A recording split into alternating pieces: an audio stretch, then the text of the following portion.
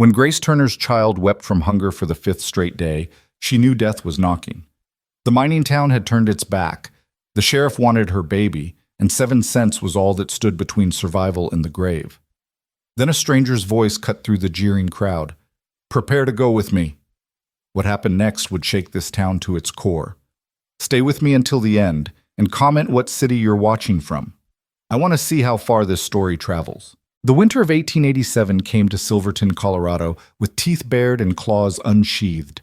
It wasn't the kind of cold that merely nipped at your fingertips or reddened your cheeks. It was the sort that burrowed deep into your bones and made a home there, settling in like an unwelcome guest who had no intention of leaving. The kind of cold that killed. Grace Turner knew this cold intimately. She had felt it creeping through the cracks in the walls of the abandoned mining shack she and her daughter called home.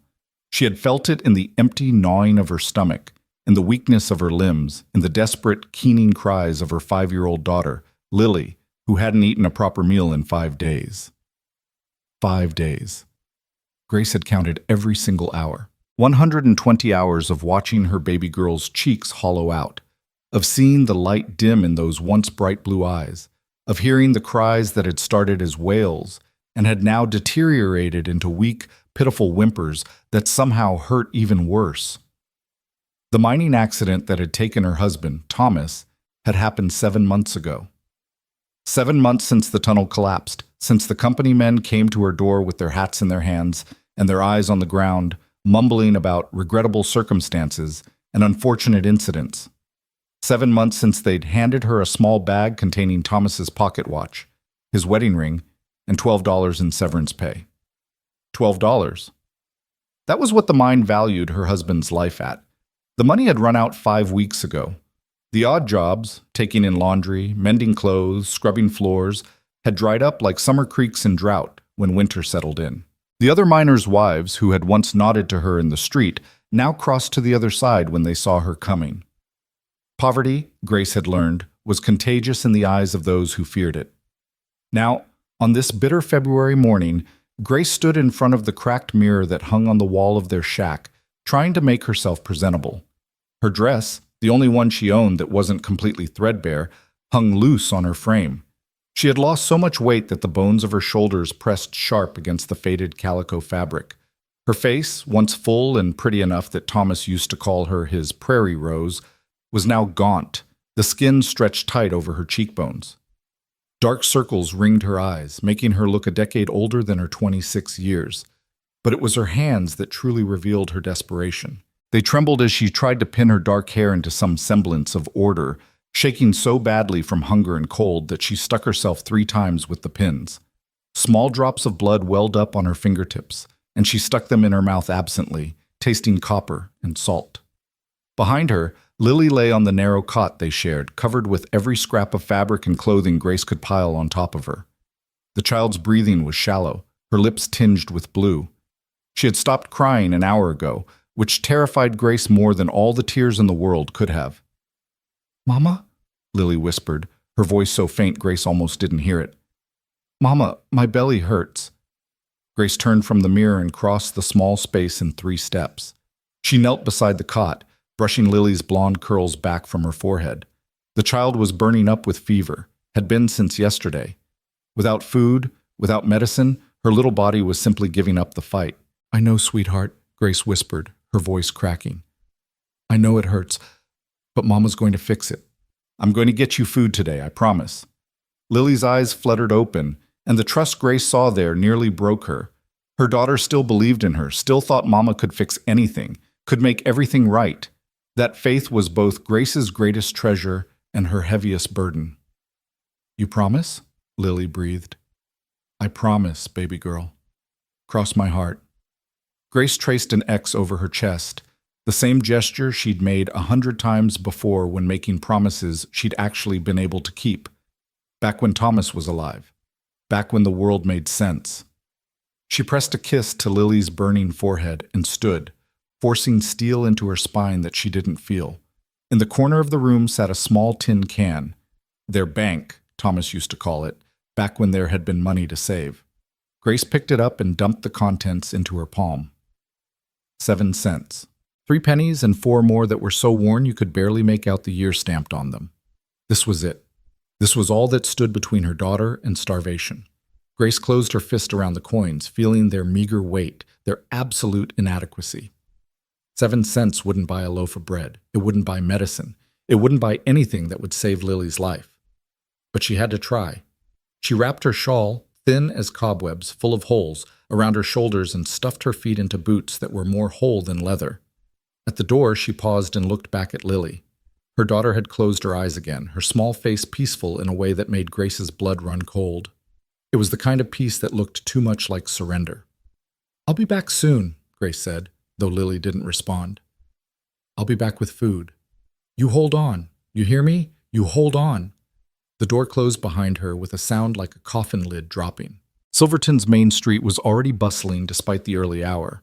Miners trudged toward the entrance of the Silver Queen mine, their faces grim, their lunch pails swinging at their sides. The lucky ones, Grace thought bitterly. The ones who still had work, who still had wages, who still had wives waiting at home with hot meals and warm beds. She kept her head down as she walked, acutely aware of the stares that followed her. She could hear the whispers, could feel the judgment radiating from the townspeople like heat from a stove. "That's the Turner widow," someone murmured. "Heard she's been begging door to door," another voice added, dripping with disdain. "Pride of some women, should have gone to her family. If only they knew." Grace's family had disowned her when she married Thomas against their wishes. Her father, a shopkeeper in St. Louis, had wanted her to marry the banker's son, a soft, cruel man with wandering hands and whiskey breath. When Grace had chosen the kind-eyed miner instead, her father had told her she was dead to him. She hadn't heard from her family in 6 years. Murphy's General Store sat at the heart of town, its windows bright with lamplight, its shelves visible through the glass, packed with food, with medicine, with everything Grace needed and couldn't afford. She stopped outside, her hand on the door, trying to summon courage she didn't possess. Through the window, she could see Mrs. Eleanor Murphy behind the counter, her ample frame wrapped in a pristine white apron, her gray hair pulled back in a severe bun. The woman was counting coins from the register, her lips moving silently as she tallied the morning's earnings. Grace's stomach twisted. She and Eleanor Murphy had never been friends. The woman was too righteous, too quick to judge, too ready to believe the worst of anyone who didn't attend her church or subscribe to her narrow view of morality. But desperation had a way of making beggars of us all. Grace pushed open the door. The bell above it chimed, bright and cheerful, completely at odds with the ice that immediately formed in the room. Conversation stopped mid-word. Heads turned, eyes fixed on her with all the warmth of a January blizzard. Eleanor Murphy looked up from her counting, and her mouth pressed into a thin line of disapproval. "Mrs. Turner," she said, her voice as cold as the wind outside, "I thought I made it clear last week that we don't extend credit." Grace's cheeks burned. Last week she had come in here with her last quarter, had tried to buy bread and milk, had asked, begged, for just a little credit until she could find work. Eleanor had refused, had lectured her about responsibility and charity beginning at home, had practically shoved her out the door. "I'm not asking for credit," Grace said, her voice low. She was aware of every eye in the store fixed on her, of the miners' wives clutching their baskets closer as if poverty might leap from Grace's skin to theirs. "I have money." She opened her fist, revealing the 7 pennies. They looked even more pathetic in the bright light of the store, dull and insignificant. Eleanor's eyebrows rose. 7 cents. "Yes, ma'am." Grace's throat felt tight. I need food. For my daughter. She's sick and she hasn't eaten in—" Her voice broke, and she hated herself for it, hated the tears that burned at the corners of her eyes. "Please, just some bread. Some milk if there's enough. Anything." A laugh broke out from somewhere behind her, sharp, ugly, meant to wound. Grace didn't turn to see who it was. She kept her eyes fixed on Eleanor Murphy, willing the woman to show some mercy, some shred of human compassion. Eleanor set down the coins she'd been counting and folded her arms across her chest. 7 cents won't buy a full loaf of bread, Mrs. Turner. The price of wheat has gone up. Then half a loaf, a quarter, anything. Grace's voice was rising despite her best efforts to keep it steady. My daughter is dying. Do you understand? She's 5 years old and she's dying. And I need what you need, a new voice cut in, sharp as a blade, is to learn some shame. Grace turned to find Constance Hartwell standing behind her, the mayor's wife, dressed in a burgundy velvet dress that probably cost more than Thomas had made in a year. The woman's face was pinched with disgust, her gloved hand pressed to her chest as if Grace's very presence offended her. "Excuse me?" Grace whispered. "Parading your poverty through town like a badge of honor," Constance continued, her voice carrying through the store. "Begging at doors, making scenes in respectable establishments. Have you no dignity? No self-respect?" "I'm trying to feed my child," Grace said, her voice shaking now with anger as much as desperation.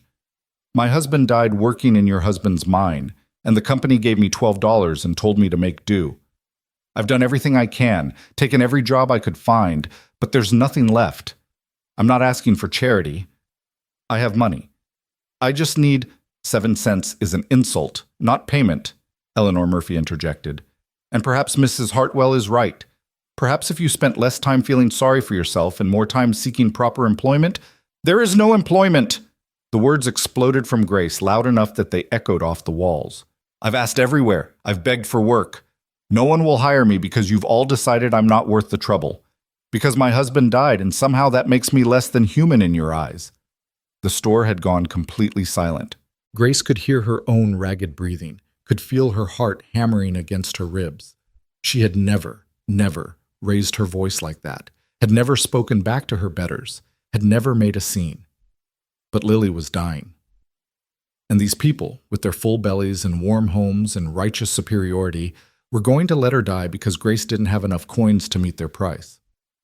"I think," a deep male voice said from the doorway, "that you should leave." Grace's heart sank. She knew that voice. Sheriff Marcus Coldwell, a man whose name suited him perfectly. Cold in demeanor, cold in judgment, cold in every interaction she'd ever had with him. She turned slowly to face him. He stood in the doorway, his silver badge catching the light, his hand resting on the pistol at his hip as if Grace were some kind of criminal threat. He was a big man, broad-shouldered and thick-necked, with a face that looked like it had been carved from granite. "Sheriff, I was just trying to—" "You're disturbing the peace," he said, cutting her off. "Making a spectacle, upsetting respectable citizens." "Respectable?" Grace's laugh was bitter, broken. "I'm trying to save my daughter's life, and I'm the one who's not respectable?" Coldwell's eyes narrowed. "Your daughter. Yes. I've been meaning to speak with you about that." Something in his tone made Grace's blood turn to ice. "What do you mean?" "I've had reports," he said, taking a step into the store. "Reports of a child crying for days on end, of neglect, of a mother too proud or too foolish to seek help from the proper authorities." "I'm not neglecting her," Grace's voice rose to a shout. "I'm here, aren't I? I'm trying to get her food."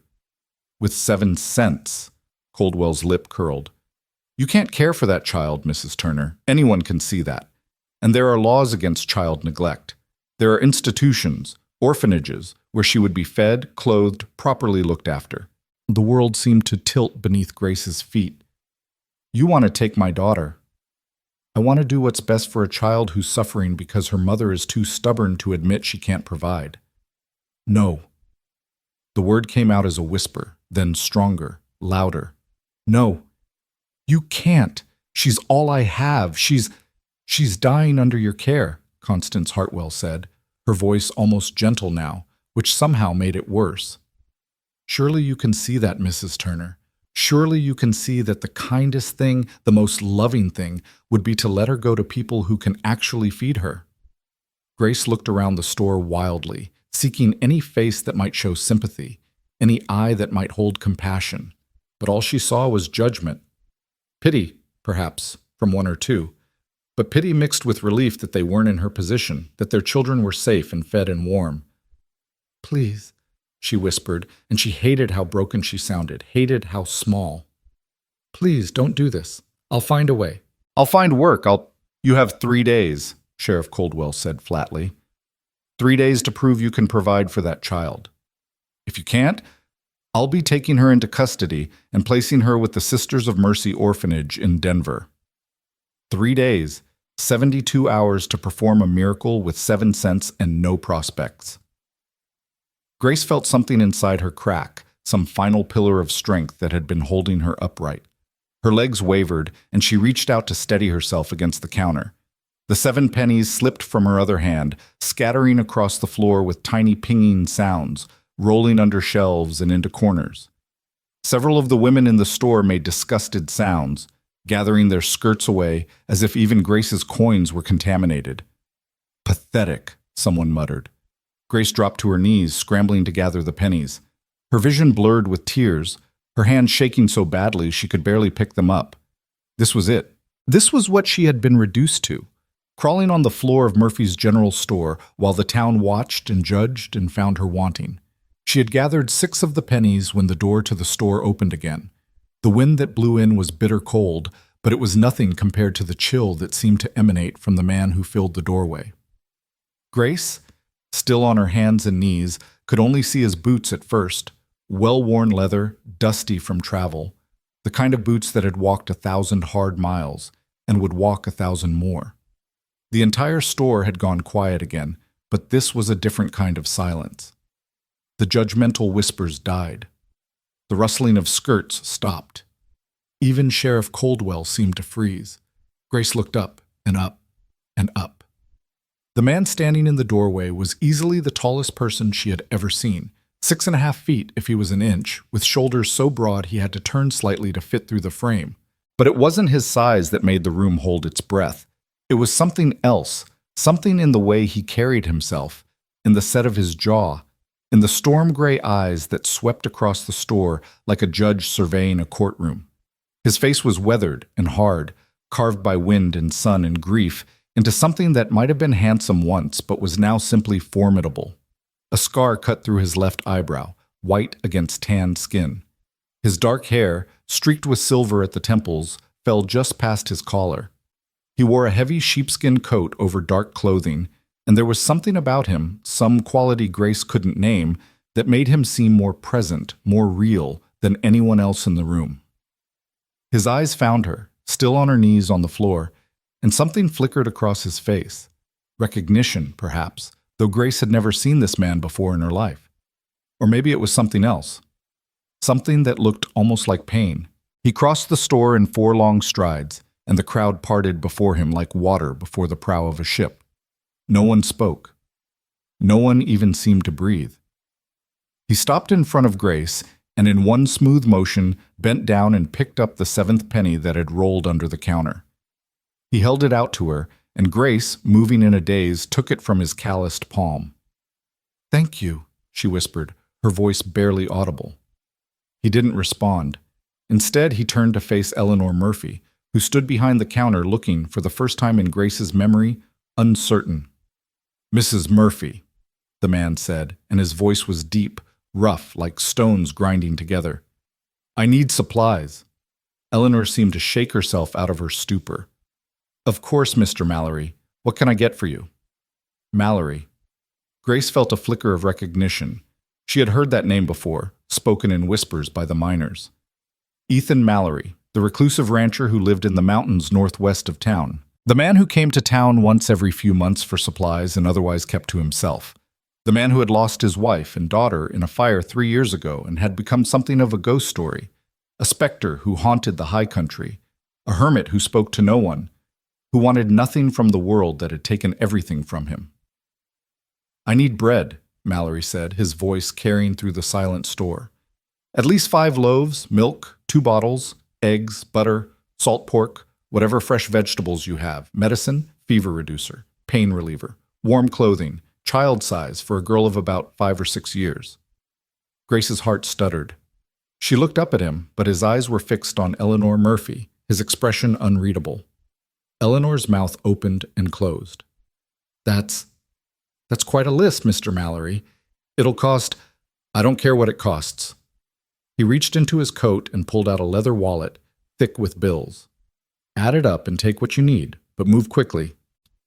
The word quickly wasn't loud, but it carried an edge that made Eleanor jump into action.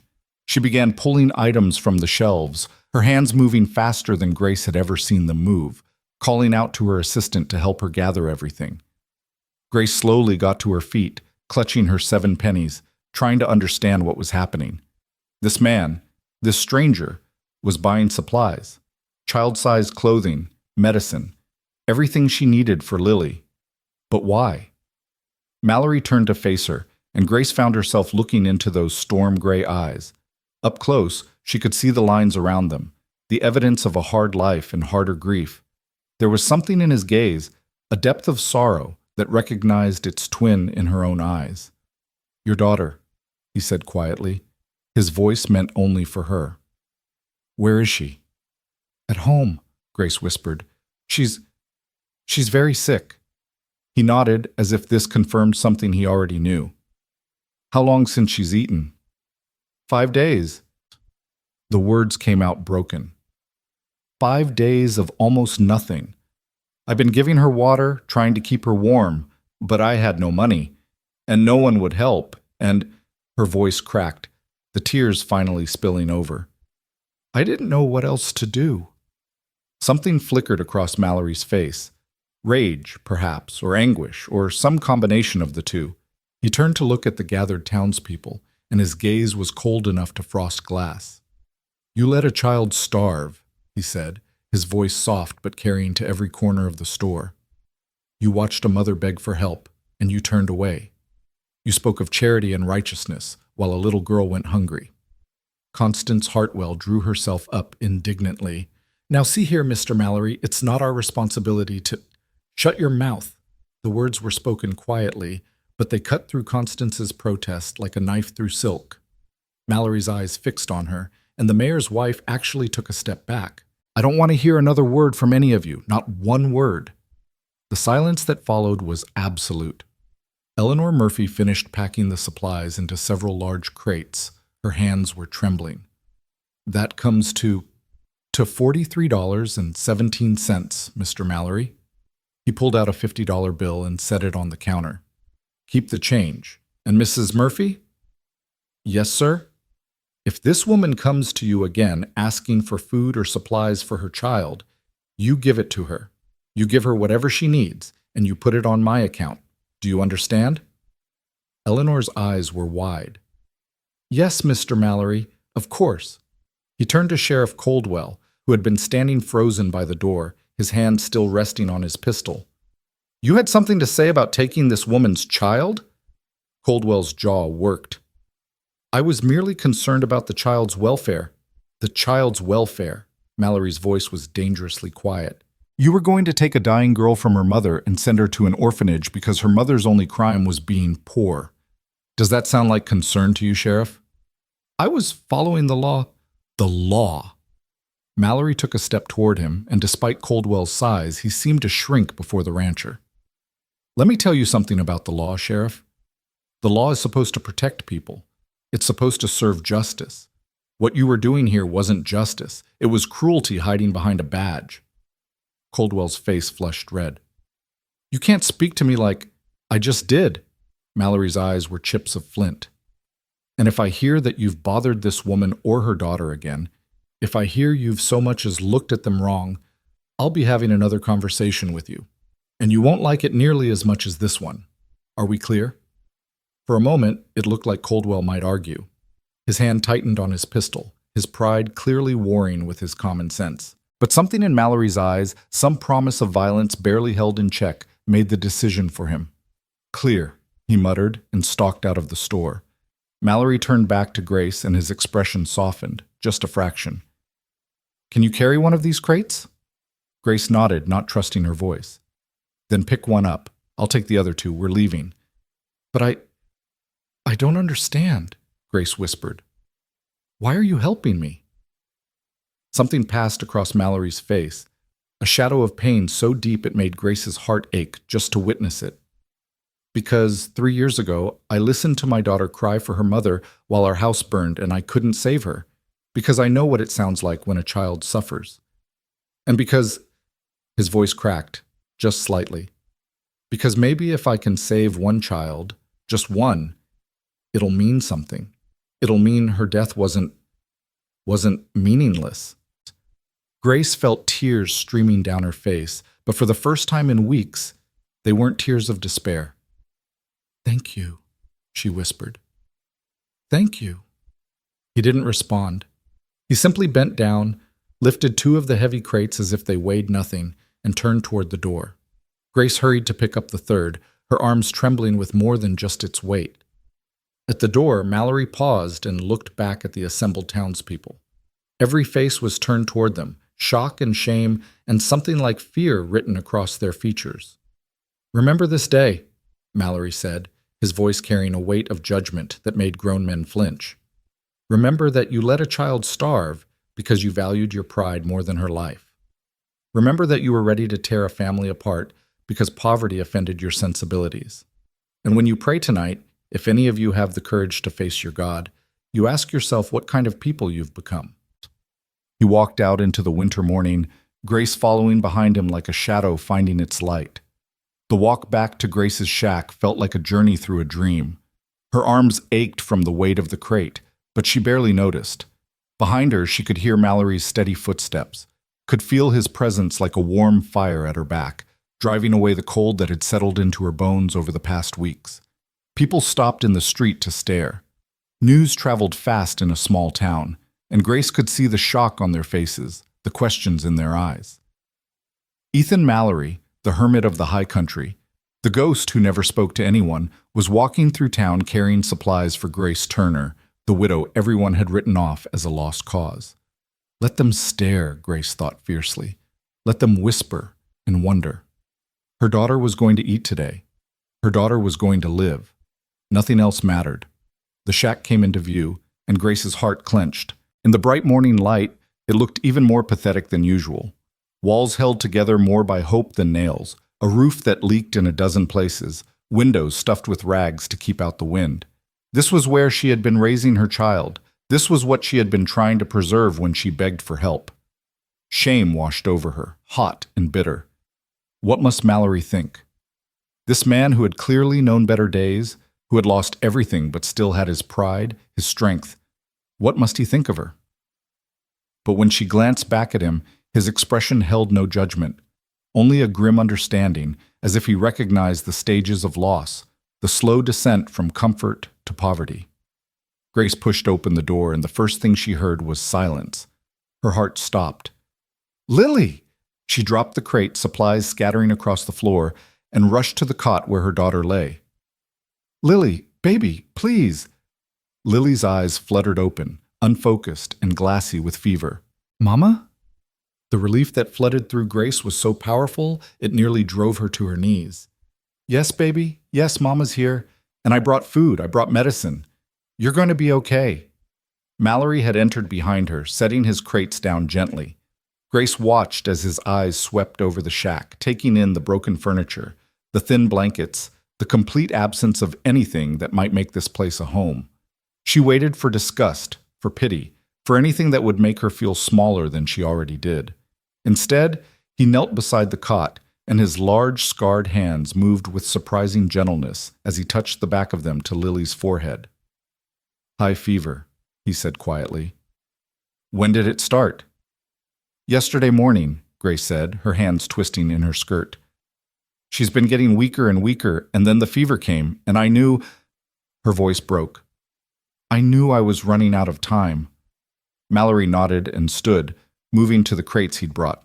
He pulled out a dark glass bottle, fever reducer, and a clean cup. Grace watched as he poured water from a canteen at his belt, added a careful measure of the medicine, and brought it back to the cot. "Lily," he said, his deep voice gentle in a way that made Grace's throat tight. "My name is Ethan. I need you to drink this for me. Can you do that?" Lily's blue eyes, so like her father's, focused on him with effort. "Are you an angel?" she whispered. Something in Mallory's face cracked, just for a moment. "No, sweetheart, not an angel. Just a man who wants to help. Now drink." He helped Lily sit up. She weighed almost nothing, Grace realized with horror, could see every rib through her thin nightgown, and held the cup to her lips. Lily drank in small sips, some of the liquid spilling down her chin, but enough going down to matter. "Good girl," Mallory said softly.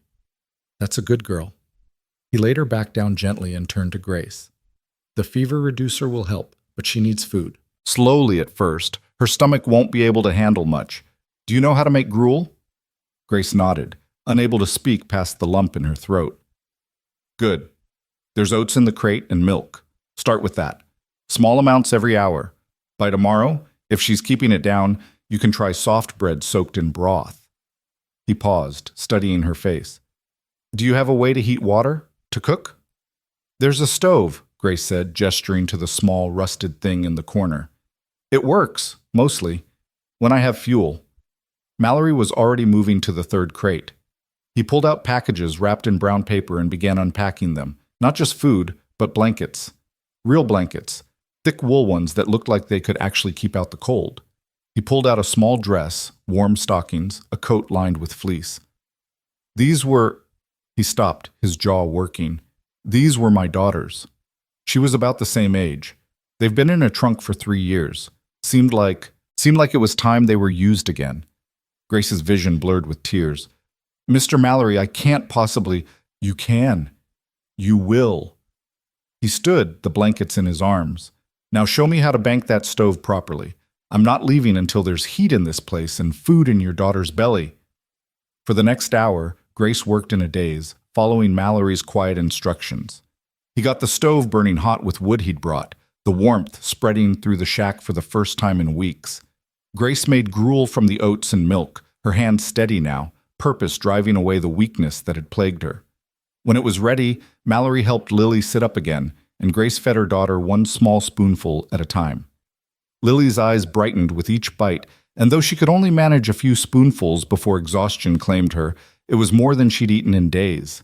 Mallory spread the blankets over her, tucking them around her thin frame with a tenderness that broke Grace's heart. This man, this stranger, was showing her child more kindness than her own town had shown in months. When Lily was settled, sleeping peacefully for the first time in days, Mallory turned to Grace. You need to eat too. I'm fine. You're not fine. You're shaking. You're pale as a ghost. When's the last time you had a proper meal? Grace tried to remember and couldn't. I don't know, a week? Maybe longer. Lily needs her mother alive, Mallory cut her off. You can't care for her if you collapse. Eat. It wasn't a request. Grace found herself sitting at her small broken table while Mallory sliced bread and cheese, poured milk, set it all in front of her with an authority that brooked no argument. She ate mechanically at first, but then her body's desperate hunger took over, and she ate with a voracity that would have embarrassed her if she'd had the energy to care. Mallory watched her, his expression unreadable, until she'd finished every bite. Then he poured her water from his canteen, fresh and cold and clean. Thank you, Grace whispered when she'd drunk her fill. Mr. Mallory, I don't know how to thank you for... Oh, don't. He held up a hand. Don't thank me. I didn't do this for gratitude. Then why? Please, I need to understand. Why would you help us? You don't know me. You don't know Lily. Why would you... He was silent for a long moment, his eyes fixed on something Grace couldn't see. When he spoke, his voice was rough, each word seeming to cost him something. 3 years ago, I had everything. A ranch, a wife I loved more than life, a daughter who was the sun in my sky. Emma, my wife. She was cooking dinner. Sarah, my girl. She was playing in her room. I was out in the barn, fixing a broken wagon wheel. I smelled smoke, but by the time I realized what it meant, the house was already burning. The door was blocked. The windows were too high. I could hear them screaming, could hear Sarah crying for me, and I couldn't... His voice broke. I couldn't get to them. I tried. God knows I tried. I broke both my hands trying to break down that door, but the fire was too hot, too fast. I stood there and listened to my daughter cry for her daddy, and there was nothing I could do. Grace's hand flew to her mouth, tears streaming down her face. Oh God, I'm so sorry. They say I walked into that fire 3 times before the roof collapsed. I don't remember.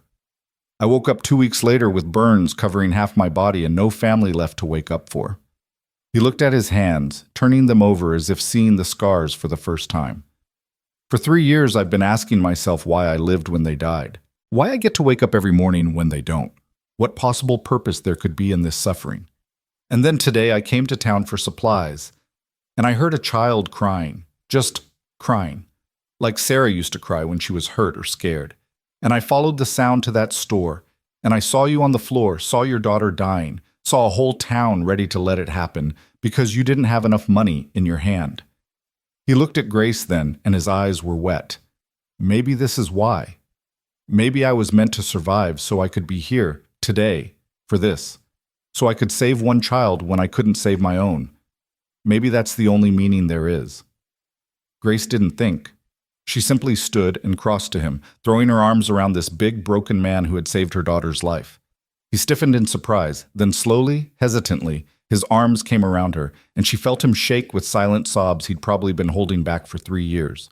They stood there in that broken-down shack, two shattered souls holding each other up, finding in their shared grief something that looked almost like hope. When they finally pulled apart, Mallory cleared his throat roughly, wiping at his eyes. "I should go. You'll be all right now. There's enough food and supplies to last you several weeks, and Mrs. Murphy knows to give you whatever else you need on my account." "Wait," Grace said quickly. "Please, I need to know. Will you come back to check on Lily?" He looked at her for a long moment. "Do you want me to?" "Yes," Grace said, and realized she meant it with every fiber of her being. "Yes, I do." Something shifted in his expression, a crack in the armor he'd built around himself, a glimpse of the man he might have been before loss had carved him hollow. "Then I'll come back," he said quietly, "in 3 days, to make sure she's eating, to make sure the fever's gone." He paused. "And to make sure the sheriff has kept his distance." Grace felt a surge of gratitude so powerful it threatened to overwhelm her. "Thank you for everything, for Lily, for seeing us, for not looking away." Mallory pulled on his coat, preparing to face the cold again. At the door, he paused and looked back at Lily, sleeping peacefully now beneath the pile of warm blankets, her cheeks already showing more color than they had in days. "She looks like her," he said softly. "Like Sarah. Same blonde hair, same age. When I saw her, for just a moment, He trailed off, unable to finish. "You gave us back our lives today," Grace said. "You gave my daughter a future. I will never forget that. Never." He nodded once, then stepped out into the cold. Grace watched from the doorway as he walked away, his broad shoulders squared against the wind, a lone figure moving through a town that watched him with new eyes. She closed the door and leaned against it, sliding down to sit on the floor. For the first time in weeks, months, she felt like she could breathe. The crushing weight of desperation had lifted, replaced by something she'd almost forgotten the feeling of. Hope. Grace looked at her daughter, sleeping peacefully, her breathing steady and deep. The crisis wasn't over. Lily would need days, maybe weeks to fully recover. But she would recover, she would live, and Grace would be there to see it, to raise her, to watch her grow. All because a stranger had heard a child's cry and answered. Grace pressed her hands to her face and wept, not tears of despair this time, but of relief, of gratitude, of a sorrow shared and therefore made bearable. She thought of Ethan Mallory, alone in his mountain ranch, haunted by ghosts only he could see. She thought of the daughter he'd lost, the wife he'd loved, the family torn away in fire and smoke. And she thought of how, in saving Lily, he had somehow saved himself too, or at least taken the first step toward salvation. The wind howled outside, rattling the walls of the shack, but inside, for the first time in so long, there was warmth, there was food, there was hope, there was life. Grace stood and moved to the stove, stoking the fire, preparing another small bowl of gruel for when Lily woke.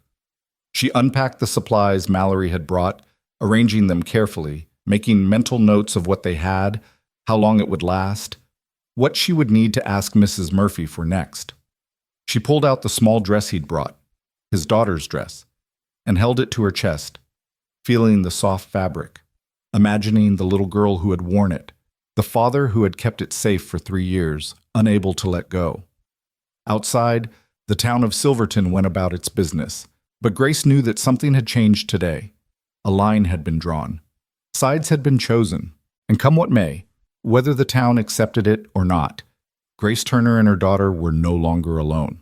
They had a guardian now, a protector, a man who had walked through fire for his own family and who had chosen, inexplicably, miraculously, to stand between them and the cold. Grace looked out the small window at the distant mountains, where somewhere in the high country Ethan Mallory was making his way home. She sent up a prayer, not to the God who had taken so much from both of them, but to whatever force in the universe had brought him to town on this particular day, at this particular moment. Thank you, she thought. Thank you for sending him. Thank you for this chance. Thank you for letting my daughter live. And deep in her heart, in a place she didn't want to examine too closely yet, another thought stirred. Thank you for letting me see that there's still goodness in this world. Still kindness, still hope.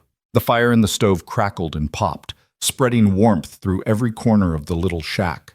Lily stirred in her sleep, and a small smile crossed her fevered face, the first smile Grace had seen in days. Outside, winter still raged. The town still judged. The world was still hard and cruel and unforgiving. But in this moment, in this small space carved out of suffering, there was light. And for now, that was enough. 3 days passed like a fever dream, slow and surreal, yet somehow too fast. Grace marked each hour by Lily's improvements. The first time her daughter sat up without help, the first real smile, the first request for a second helping of food. Each small victory felt monumental, a reclamation of life from the jaws of death. But with each passing hour, Grace found her thoughts drifting more and more to the man who had made it all possible, Ethan Mallory. She whispered his name sometimes when Lily was sleeping, testing how it felt on her tongue. Strange, how a person could become so important to you in a single day. How one act of kindness could carve a space in your heart you hadn't known was empty. On the morning of the third day, Grace woke before dawn and did something she hadn't done in months. She actually cared about her appearance. Using water heated on the stove, she washed her hair for the first time in weeks, working her fingers through the tangles until it fell smooth and dark down her back. She put on her only other dress, a faded blue calico that had been Thomas's favorite, mended the holes as best she could, and even pinched her cheeks to bring some color to them. "Mama, you look pretty," Lily said from the cot, her voice stronger now, her eyes bright and clear.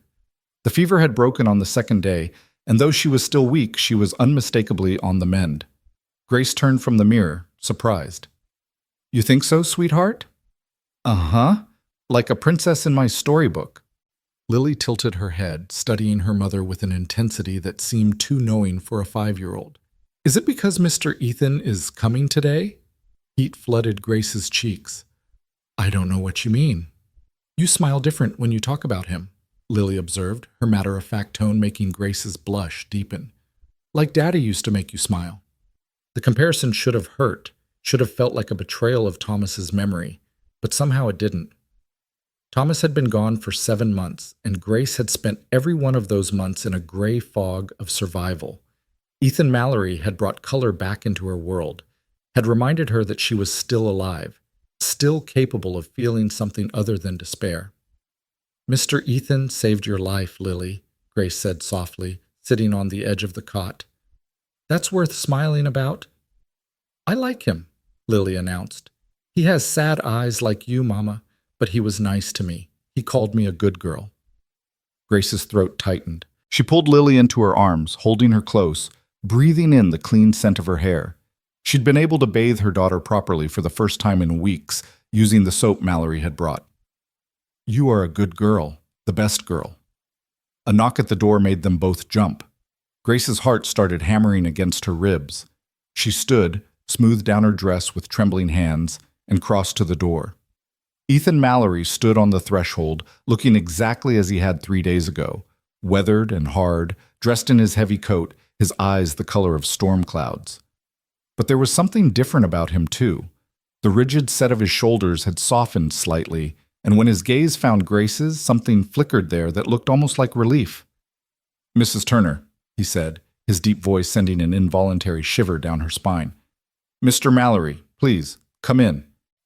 He stepped inside, and Grace was struck again by how much space he seemed to take up, how his presence filled the small shack. He carried a large canvas bag, which he set down carefully before his eyes swept the room, taking inventory. Grace saw him note the neatly arranged supplies, the warmth from the well-stoked stove, the color in Lily's cheeks. "She looks better," he said, and Grace heard the question underneath the statement. She's so much better. The fever broke yesterday morning. She's been eating, not much yet, but steadily, and she's getting stronger every day. Grace clasped her hands together to keep them from shaking. You saved her life, Mr. Mallory. Ethan, he said quietly. You can call me Ethan. The intimacy of using his first name felt dangerous somehow, like stepping onto a frozen lake and hearing the ice crack beneath your feet. But Grace nodded. Ethan. And you should call me Grace. His eyes held hers for a moment longer than necessary, and Grace felt heat creep up her neck. Then he turned his attention to Lily, crossing to the cot with those long strides that ate up distance. Hello, Lily, he said, his voice gentling in that same way it had 3 days ago. Do you remember me? Lily nodded solemnly. You're Mr. Ethan. You brought me food and medicine and blankets. She touched the thick wool blanket tucked around her. And this was your little girl's blanket. Mama told me. Something passed across Ethan's face. Pain, yes, but also something softer. That's right. Her name was Sarah. She would have liked you, I think. I'm sorry she died, Lily said with the blunt honesty of children. That must make you very sad. Ethan's jaw worked for a moment. Grace started to intervene, to pull Lily back from this painful territory, but Ethan held up a hand. It does make me sad, he told Lily. Very sad. But do you know what helps? Knowing that her things, her blankets, her clothes, are keeping another little girl warm and safe. That makes the sadness a little bit lighter. Lily seemed to consider this, then reached out and patted Ethan's large, scarred hand with her small one. I'll take good care of them, I promise. Ethan's fingers closed gently around Lily's hand, and Grace saw his eyes grow bright with unshed tears. I know you will, sweetheart. He stood abruptly, clearing his throat, and moved back to where Grace stood. She could see him struggling to compose himself, to push the emotion back down where it couldn't hurt him. I brought more supplies, he said, his voice rough. And I wanted to check on something. He paused, his eyes searching her face. Has the sheriff been by? Grace shook her head. No, we haven't seen him. We haven't seen anyone, actually. It's like the whole town has decided we don't exist. Good, Ethan said firmly. Let them pretend you don't exist. It's better than the alternative. But I'll need to go back to Murphy's eventually, Grace said. For supplies or… No. The word was hard, final. You don't set foot in that store again. Make a list of what you need, and I'll get it for you. I can't ask you to keep doing that, Grace protested. You've already done so much. You're not asking. I'm offering. He crossed his arms over his chest. Grace, those people showed you who they are. They showed you what they think of you, of Lily. Why would you go back there and subject yourself to that again? Because I have to live here, Grace said, frustration creeping into her voice. This is my home. This is where Thomas is buried. This is all Lily has ever known. I can't just hide away forever. Why not? Ethan's eyes flashed. Why not take Lily and leave this place? There are other towns, other opportunities. With what money? Grace's laugh was bitter. I have 7 cents to my name, Ethan. 7 cents. I can't afford to leave, even if I wanted to. The silence that followed was heavy, charged with something Grace couldn't name. Ethan's jaw clenched and unclenched, his hands fisting at his sides. Finally, he spoke, his voice low and intense.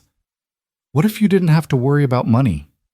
What if you had somewhere safe to go, somewhere Lily could grow up without people judging her for being poor, without sheriffs threatening to take her away? Grace's heart started to race. What are you saying? Ethan took a step closer, and Grace had to tilt her head back to meet his eyes. Come to the ranch, you and Lily. There's plenty of room. The house is too big for one person anyway. You'd have your own space, your own privacy. You could help with the cooking, the cleaning, whatever you felt comfortable with. It wouldn't be charity, he added quickly, seeing Grace's expression. You'd be earning your keep, but you'd be safe. You'd both be safe. The offer hung in the air between them, tempting and terrifying in equal measure. Grace's mind raced with 1,000 thoughts at once. Go to his ranch? Live in his house? What would people say? What would they think? But then her eyes found Lily, propped up on the cot, looking so much better than she had 3 days ago, but still so fragile, still so vulnerable. And Grace thought about what would happen when Ethan's supplies ran out, when she had to face the town again, when the sheriff came back with his threats and his judgment. "I can't," she whispered. "Ethan, I can't. People would talk. They'd say—" "Let them say whatever they want," Ethan cut her off. "Their words can't hurt you if you're not here to hear them." "But it's not proper. A widow and a widower, living under the same roof without what? Without the blessing of a town that was ready to let your daughter starve?" Ethan's voice rose slightly, passion bleeding through his usually controlled demeanor. "Grace, I don't give a damn about proper. I care about keeping you and Lily safe. That's all that matters." Grace turned away from him, her hands pressed to her burning cheeks. Every practical part of her brain was screaming that this was madness, that accepting his offer would ruin what little reputation she had left. But another part, a deeper, more desperate part, was whispering that this might be her only chance at a real life for Lily. "Why?" she asked, her voice barely audible. "Why do you care so much? You don't owe us anything. You've already done more than anyone could expect. Why would you do this?" She heard him move behind her, felt the heat of his body close to her back. When he spoke, his voice was raw with an emotion that made her heart clench. "Because when I look at Lily, I see Sarah. Because when I see you struggling, I remember Emma trying to make ends meet when the ranch was failing. Because for 3 years I've been living in a tomb surrounded by ghosts, and you—" His voice cracked. "You and Lily. You make me remember what it feels like to be alive, to have purpose, to matter." Grace turned slowly to face him, and what she saw in his eyes stole her breath. It wasn't pity. It wasn't obligation. It was something raw and real and achingly human, a mirror of her own loneliness, her own desperate need for connection. "We can't replace them," she whispered. "Lily and I, we can't be your wife and daughter." "I'm not asking you to be," Ethan said, his voice thick. "I'm asking you to let me help you, to let me give you and Lily a chance at a better life. Whatever that looks like, whatever you're comfortable with, I'm offering it. No strings, no expectations, just safety, security, a home." A home. The word echoed in Grace's mind, sweet and painful. She hadn't had a real home since Thomas died. This shack was just a place to exist, to survive. But a home was something different. A home was where you belonged. "Mama?"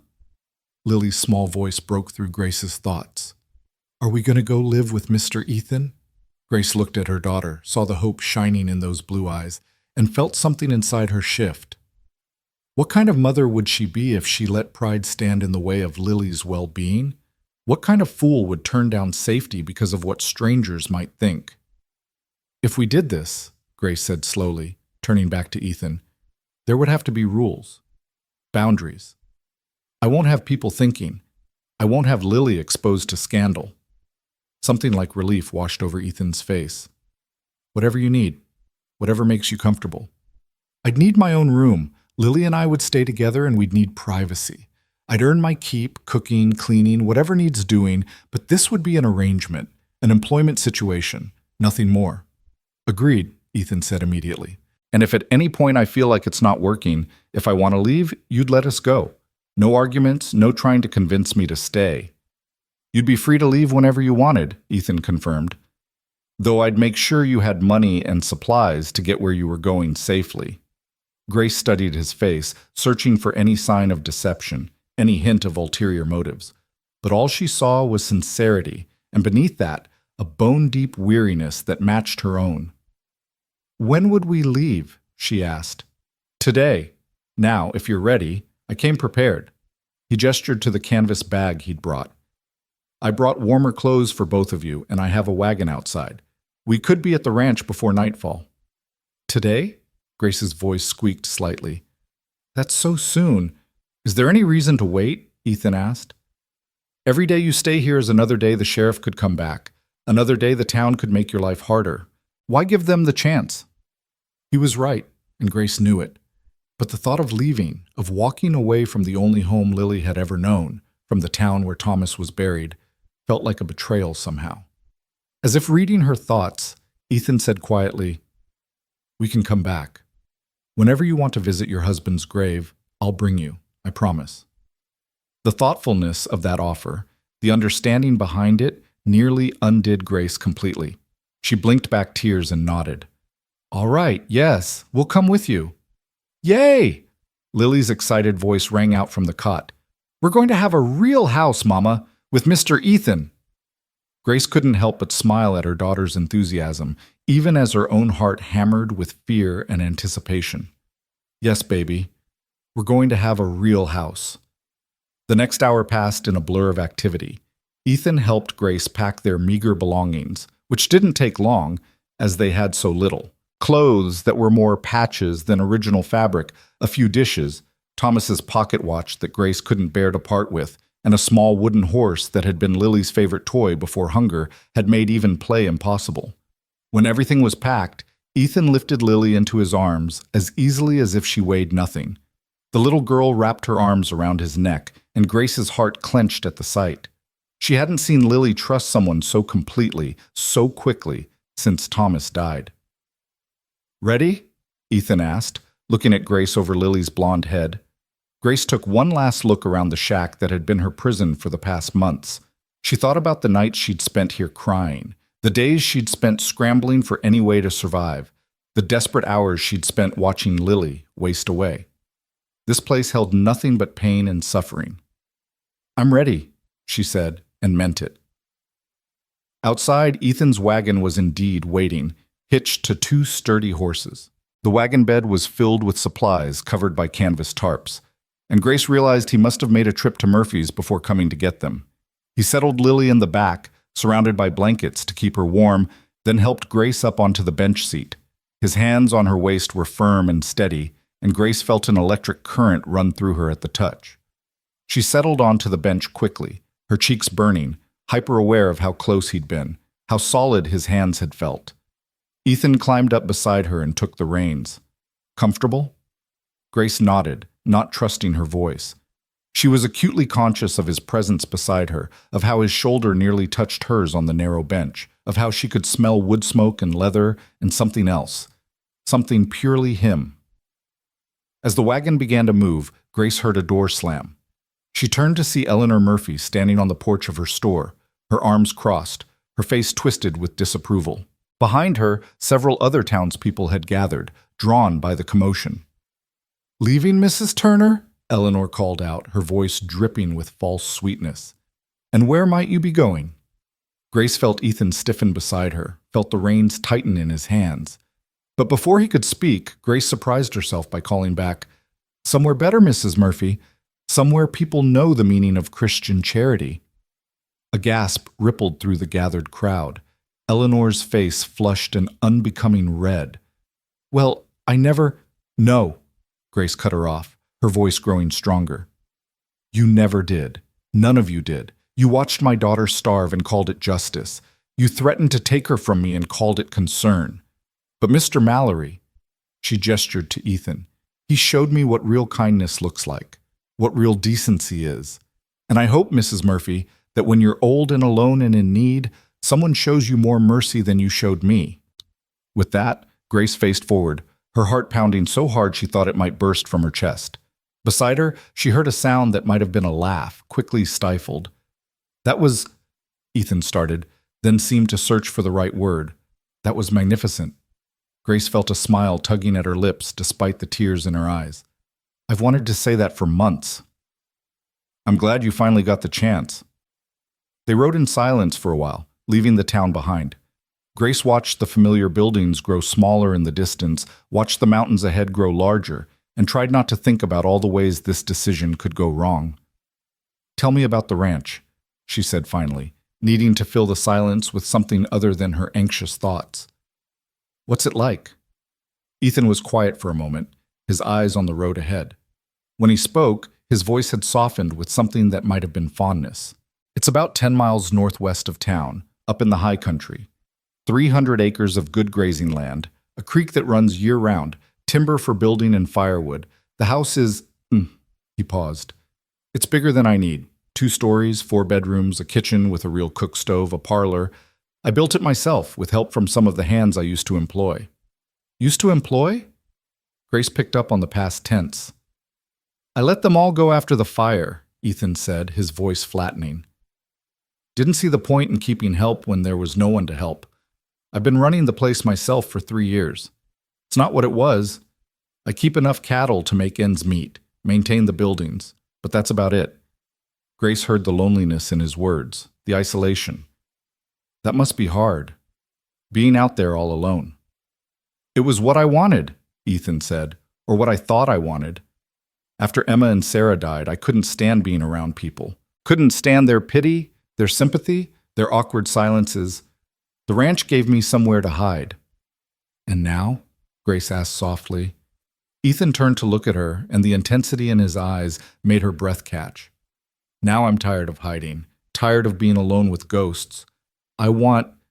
He stopped, seemed to reconsider his words. I want the ranch to feel like a home again, not just a place where I exist. From the back of the wagon, Lily's voice piped up. Will there be animals, Mr. Ethan? I like animals. Ethan's expression softened immediately. Plenty of animals, Lily. Horses, cattle, chickens. There's even a barn cat who just had kittens. You could have one if your mama says it's all right. Lily gasped with delight. Mama, can I? Can I have a kitten?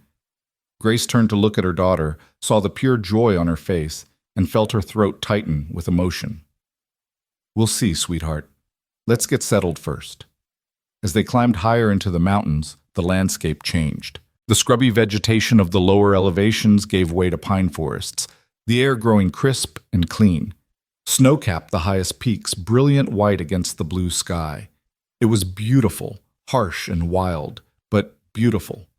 Grace found herself relaxing slightly, the tension that had been her constant companion for months beginning to ease. Up here, away from the town, away from the judgment and the stares, she could almost believe that things might actually be all right. There, Ethan said, pointing ahead. You can see the ranch from here. Grace followed his gesture and caught her breath. Nestled in a valley between two slopes sat a house that was far larger and more substantial than she'd imagined. It was built of logs and stone, 2 stories tall with a wide porch wrapping around the front and side. Smoke curled from a chimney, and beyond the house she could see a large barn, several outbuildings, and fenced pastures where cattle grazed. You built this? Grace asked, awe in her voice. Emma and I designed it together, Ethan said quietly. She wanted a big kitchen with lots of windows. I wanted a porch where we could sit in the evenings. We compromised, added everything we both wanted. Took us 2 years to finish it. Grace heard the pain beneath his words, understood what it must cost him to bring them here, to share this space that held so many memories of his lost family. Ethan, if this is too difficult, it's not, he said, cutting her off. Or it is, but it's the right kind of difficult. Like I said before, knowing the house will have life in it again, knowing Lily will play here, knowing you'll... He stopped, cleared his throat. It helps. It makes the memories less painful. The wagon rolled up to the house, and Ethan pulled the horses to a stop. He jumped down and came around to help Grace, his hands again on her waist, lifting her down as if she weighed nothing. This time, when her feet touched the ground, he didn't immediately let go. They stood there for a heartbeat, close enough that Grace could see the silver threading through his dark hair, could see the fine lines around his eyes. Welcome home, Grace, he said softly. Home. There was that word again, hitting her right in the center of her chest. Grace nodded, not trusting her voice, and Ethan stepped back, turning to lift Lily from the wagon bed. Can I walk? Lily asked. I feel much stronger now. Let's get you inside first, Ethan said. There'll be plenty of time for walking tomorrow. He carried Lily up the porch steps, and Grace followed, her heart in her throat. Ethan pushed open the door, and they stepped inside. The interior of the house was even more impressive than the exterior. The front door opened directly into a large main room with a stone fireplace dominating one wall. The floors were polished wood, and though the furniture was simple, it was well made and solid. To the left, Grace could see a kitchen that made her want to weep.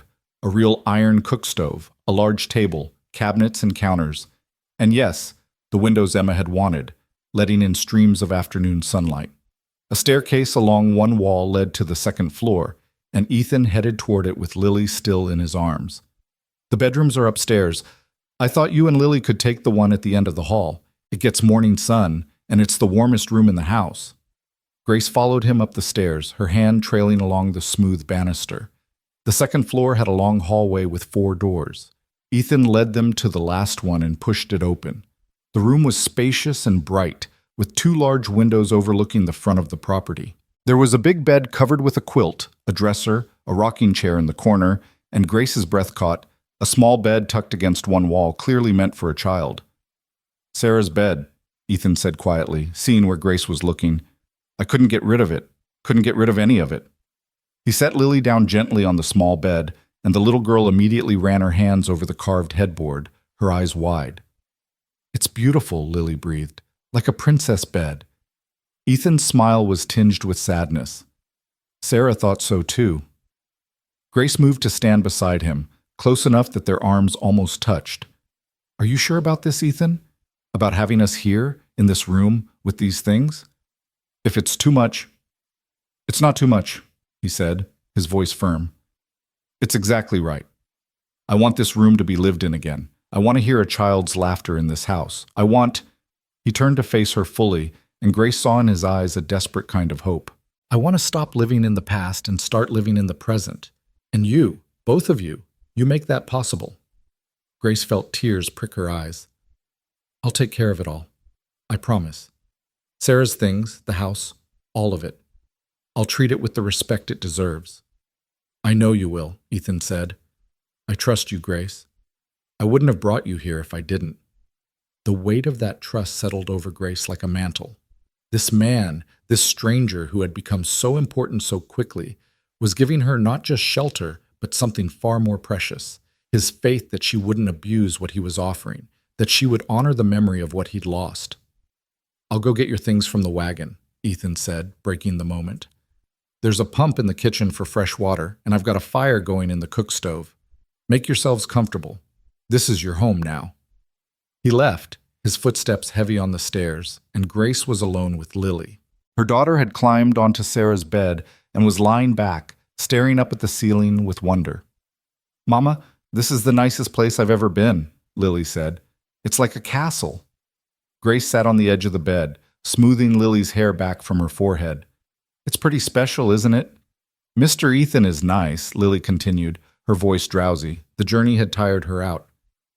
"I like him." "Don't you like him, Mama?" Grace thought about the question, about the way her heart sped up when Ethan was near, about the way his rare smiles made her feel warm inside, about the way she felt safe for the first time in months. "Yes, sweetheart, I like him."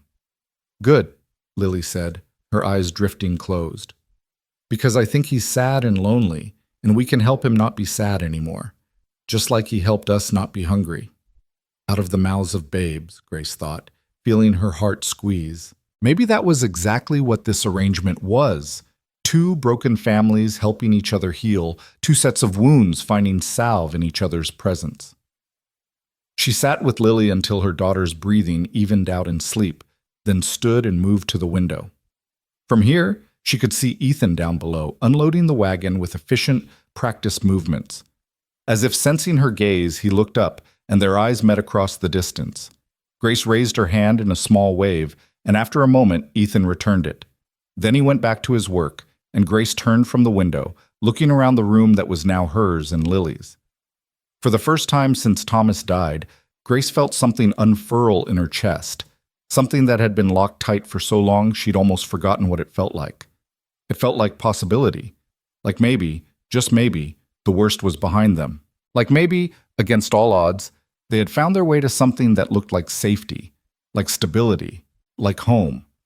Grace pressed her hand to her heart, feeling it beat strong and steady, and whispered a prayer of thanks to whatever force had brought Ethan Mallory into Murphy's General Store 3 days ago.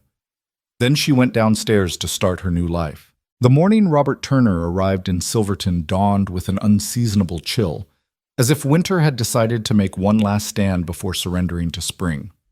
Grace woke before sunrise, her body tense with the knowledge of what this day would bring. Beside her, in the bed they now shared but had not yet truly shared, Ethan was already awake, staring at the ceiling with the kind of stillness that spoke of a mind at war. They had maintained separate sleeping arrangements that first night as husband and wife, Ethan insisting on taking the small room he had built as an addition to the cabin. But Grace had heard him wake 3 times from nightmares, had heard the muffled sounds of a man trying not to disturb his new family with his demons. By the 3rd time, she had gone to him, had sat on the edge of his bed in the darkness, and simply held his hand until his breathing steadied. Neither had spoken. Words felt inadequate for the complexity of what they were building together. Now, in the gray pre-dawn light, Grace turned her head to study the man who was legally her husband. His profile was sharp against the window, all hard angles and old pain.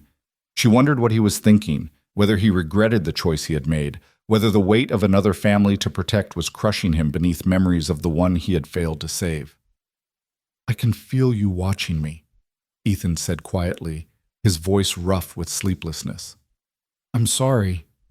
I didn't mean to disturb you." He turned to face her, and in the dim light, his eyes were darker than usual, storm clouds before a tempest. "You didn't. I haven't slept much. Been thinking about what happens when Turner arrives." Grace sat up, drawing her knees to her chest beneath the quilt. "We have the law on our side now. The marriage certificate, the adoption papers. Judge Morrison said it would be difficult to challenge, not impossible. Men like Robert Turner don't accept difficult as an answer. They find ways around it, over it, through it." Ethan's jaw tightened. "I've dealt with his kind before, Grace. They see the world as something that exists to bend to their will, and they have the money and connections to make it happen." "Then what do we do?" Ethan was quiet for a moment, then reached out and took her hand, his calloused fingers gentle against her skin. It was becoming easier, this casual touching, this physical acknowledgement of their new bond. "We stand together. We don't let him see any cracks, any weakness. We show him a united front, a family that cannot be broken. Even if we're still figuring out what that family looks like?" A ghost of a smile touched Ethan's lips. "Especially then. Some of the strongest things in this world are the ones still learning how to be strong." From down the hall came the sound of small feet hitting the floor, then Lily's voice calling out sleepily, "Mama? Papa?" Grace started to rise, but Ethan was faster. "I'll get her. You rest a moment longer. You'll need your strength today." She watched him go, this man who had walked into their lives like salvation wrapped in grief, and felt something shift in her chest. It wasn't love, not yet, not the consuming passion she had felt for Thomas, but it was something. Trust, perhaps. Partnership. The beginning of something that might, given time and care, grow into more. Lily's delighted squeal echoed through the cabin as Ethan scooped her up, and Grace heard his low rumble of laughter in response. The sound was so rare, so precious, that it made her throat tight. This man who had forgotten how to laugh was remembering, slowly, painfully, because of a 5-year-old girl who had claimed his broken heart. Grace rose and dressed quickly in her best dress, the same blue calico she had worn for the wedding, now pressed and careful. If Robert Turner was coming with lawyers and marshals and the full weight of his influence, she would meet him looking like a woman who knew her worth, who understood her place in her daughter's life was not negotiable. By the time she entered the kitchen, Ethan had breakfast started, eggs and bacon, fresh bread from the batch they had made together the day before. Lily sat at the table, swinging her legs, chattering about the dream she'd had where she could fly like the birds. "And Papa was there too, and you, Mama, and we all flew to the top of the mountain and touched the clouds, and they were soft like cotton, and—" The knock at the door cut through Lily's story like a blade. Grace's eyes met Ethan's across the room, and she saw her own dread reflected there. It was too early for a social call, too early for anything except the visit they had been dreading. "Stay with Lily," Ethan said quietly, moving toward the door. "Don't come out unless I call for you." Grace wanted to argue, wanted to stand beside him as they faced this together, but the protective instinct was stronger. She moved to Lily, gathering her daughter close, pressing a kiss to her blonde curls. Ethan opened the door, and even from where Grace stood, she could feel the shift in the air, the intrusion of something foreign and hostile into their small sanctuary. "Mr. Mallory, I presume." The voice was smooth, cultured, edged with the kind of confidence that came from never having heard the word no. "I am Robert Turner. I believe you're expecting me." I am. Ethan's voice was flat, giving nothing away. Though I can't say you're welcome. I'm not here for a social visit. I'm here for my niece. Now, if you'll step aside, I won't. Ethan's bulk filled the doorway, immovable. And she's not your niece. She's my daughter, legally adopted as of yesterday. You have no claim here, Turner. There was a pause, and Grace could imagine Robert's face, surprise, perhaps anger at this unexpected obstacle. When he spoke again, his voice had sharpened. Adopted. How convenient. Tell me, Mr. Mallory, is it also convenient that you married the girl's mother just yesterday? A hasty marriage and a rushed adoption, right as I file my claim? That seems rather suspicious, don't you think? What I think, Ethan said, his voice dangerous, is that you're standing on my property, questioning my marriage, and trying to take my child. And what I think is that you have about 10 seconds to present whatever legal standing you believe you have before I remove you myself. Ethan. Judge Morrison's voice cut through the tension. Grace recognized it from the wedding, authoritative and measured. Let them in. This needs to be handled properly. Grace heard Ethan step back reluctantly, and then footsteps entering their home. Multiple sets, heavy and intrusive. She held Lily tighter, feeling her daughter's small body tense with confusion. Mama, who are those people? Lily whispered. Just some visitors, sweetheart. Nothing for you to worry about. But they both knew it was a lie. Grace took a breath, steeling herself, and walked into the main room with Lily in her arms. She stopped at the sight before her. Robert Turner stood in the center of their home, looking wildly out of place in his expensive suit and polished shoes. He was younger than Grace expected, perhaps 35, with Thomas's dark hair, but none of his warmth. His face was handsome in a cold way, all sharp lines and calculated expressions. Beside him stood a thin man in spectacles who could only be his lawyer, clutching a leather satchel. Behind them, a territorial marshal stood with his hand resting on his pistol, his face carefully neutral. Judge Morrison stood near the door, his expression grave, and Grace felt a flicker of relief. At least they had one ally in the room. Robert's eyes fixed on Lily, and something flickered across his face, triumph, perhaps, or vindication. There she is. Lily, do you remember me? I'm your Uncle Robert. I came to your father's funeral. Lily pressed her face into Grace's shoulder, shy and frightened by these strangers invading her home. Grace's arms tightened around her protectively. She doesn't know you, Grace said, her voice steady despite the fear coursing through her veins. You came to the funeral for 10 minutes, paid your respects, and left. You've had no contact with her in the 7 months since Thomas died. You have no relationship with her. I have blood, Robert countered. I am her father's brother, which makes me her closest male relative. Certainly closer than some stranger who married her mother in a transparent attempt to circumvent my legal claim. Careful, Turner. Ethan's voice was soft, deadly. That's my wife you're speaking about, and my daughter. Robert's lip curled. Your daughter. A child you've known for what? 3 months? 4? And suddenly you're willing to bind yourself to a destitute widow and her child. Forgive me if I find that less than credible. The lawyer stepped forward, pulling papers from his satchel. Mr. Turner has filed a formal petition with the territorial court claiming custody of the minor child Lily Turner on the grounds of blood relation and superior means of support. He can provide for the child in ways that Mrs. Mallory cannot. Mrs. Mallory has a husband who can provide for her and her daughter, Judge Morrison interjected. A husband with means, property, and standing in this community. Your client's petition was filed before the marriage, which changes the circumstances considerably. The lawyer's smile was thin. Does it? Or does it merely prove that this marriage is a sham, entered into solely to prevent my client's legitimate claim? I would argue that such a marriage could be annulled on the grounds of fraud. Grace felt the blood drain from her face. Annulment. They could take away her marriage, strip away the legal protection it provided, leave her and Lily vulnerable again. Ethan moved to stand beside her, his presence solid and reassuring. There's no fraud here.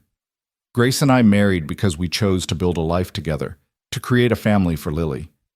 Is this a marriage based on affection and commitment, or is it a legal arrangement designed to keep me from my niece? The question hung in the air, sharp and cutting. Grace felt Ethan tense beside her, felt the weight of every eye in the room on them, waiting for an answer that could determine Lily's fate. "What I feel for Grace is none of your concern," Ethan said finally, his voice low. "What matters is that we are legally married, that I have legally adopted Lily, and that this child is thriving in our care. Those are facts, Turner. Everything else is speculation." Robert laughed, but there was no humor in it. "Facts. Let me give you some facts, Mr. Mallory. Fact 1. My brother's widow was found starving in the streets, unable to feed her own child. Fact 2. That child was nearly dead from neglect when you intervened. Fact 3. I can provide Lily with everything she needs: education, opportunity, a place in society." "What can you offer? A cabin in the mountains and a mother who has already proven she cannot care for her?" "That's enough." Grace's voice cut through the room, sharp with fury. She set Lily down gently, then stepped forward to face Robert directly. "You want to talk about facts? Here's a fact. I nearly died trying to keep my daughter alive. When your brother died, when the mine gave me $12 and told me to make do, I took every job I could find. I scrubbed floors until my hands bled. I took in laundry and freezing water. I sold everything we owned just to buy one more day of food for Lily." Grace's voice rose, years of pain and desperation pouring out. "And when I had nothing left, when I was begging in the streets, where were you, Robert? Where was the concerned uncle then? You have money, connections, influence. You could have helped us at any time. But you didn't. You waited until I was at my lowest, until my child was dying, and then you decided you wanted her. Not because you love her, not because you care about her welfare, but because taking her from me gives you some kind of satisfaction." Robert's face had flushed with anger. "How dare you?" "No!" Grace stepped closer, her fear burned away by righteous fury. "How dare you? How dare you come into my home, question my fitness as a mother, and pretend this is about Lily's best interests? You don't even know her favorite color. You don't know that she's afraid of thunderstorms, or that she can recite every constellation in the night sky, or that she sings when she thinks no one is listening. You know nothing about her because you've never bothered to learn. I know she deserves better than this." Robert's gesture encompassed the cabin, dismissive and cruel. Better than a mother who let her starve and a stepfather who married into this disaster out of pity or guilt or whatever misguided emotion drove him. Ethan moved then, faster than Grace had ever seen him move, crossing the distance between them in 2 strides. He didn't touch Robert, but he loomed over him, all 6.5 feet of barely controlled fury. "Listen to me very carefully," Ethan said, his voice soft and more terrifying for it. "I married Grace because she is a woman of strength and courage who faced impossible odds and never stopped fighting for her child. I adopted Lily because she is a bright, beautiful girl who deserves a father who will protect her and love her. Not pity, not guilt, choice. We chose each other, the 3 of us, and we became a family. That is worth more than all the money in your bank accounts." "Pretty words," Robert sneered, but Grace could see he had paled slightly, could see the fear beneath his bravado. "But words don't hold up in court. My lawyer has documented evidence of neglect. We have testimony from townspeople about Mrs. Mallory's situation. We have medical records showing Lily was near death from starvation. No amount of sentiment changes those facts." Judge Morrison cleared his throat. "And I have sworn testimony from Mr. Mallory, from myself, and from several others about Lily's current condition. The child is healthy, well cared for, and thriving in her mother and stepfather's care. I also have documentation of the legal marriage and adoption. Your case isn't as strong as you believe, Mr. Turner."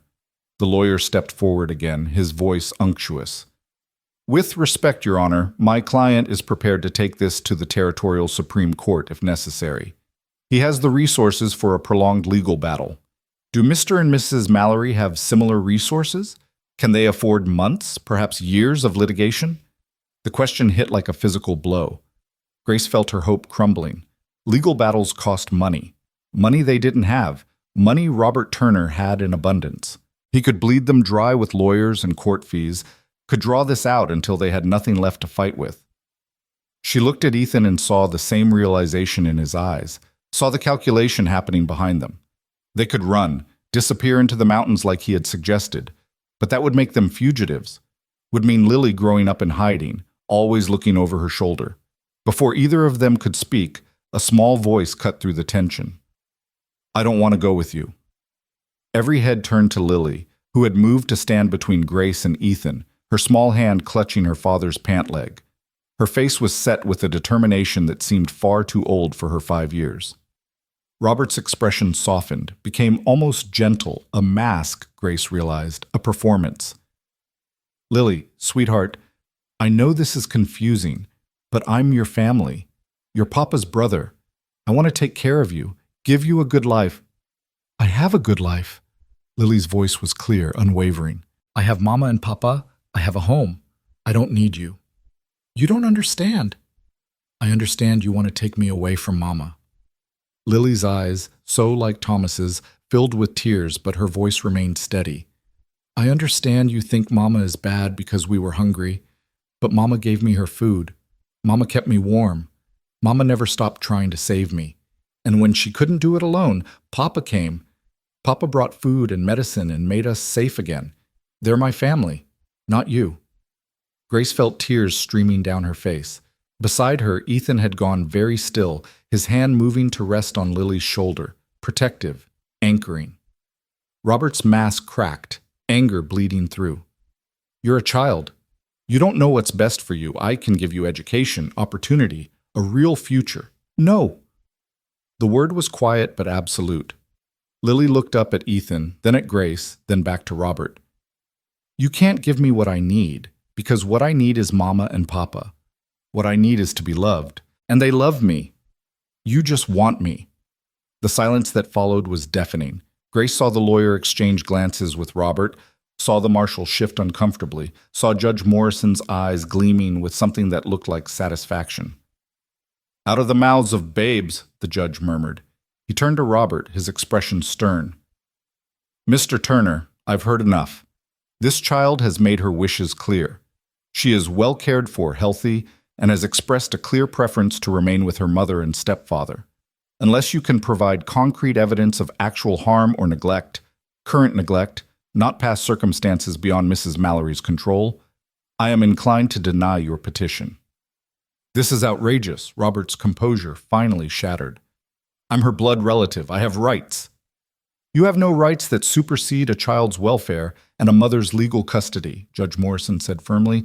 Mrs. Mallory, Grace, may have faced desperate circumstances, but by all accounts, she did everything in her power to protect her daughter. That she accepted help from Mr. Mallory, that they chose to build a family together, does not negate her fitness as a mother. If anything, it demonstrates wisdom and strength. The lawyer tried again, his voice taking on a wheedling tone. Your Honor, surely you can see that my client's resources are not the same as love, Counselor. They're not even the same as family. The law recognizes blood relations, yes, but it also recognizes the paramount importance of a child's best interests.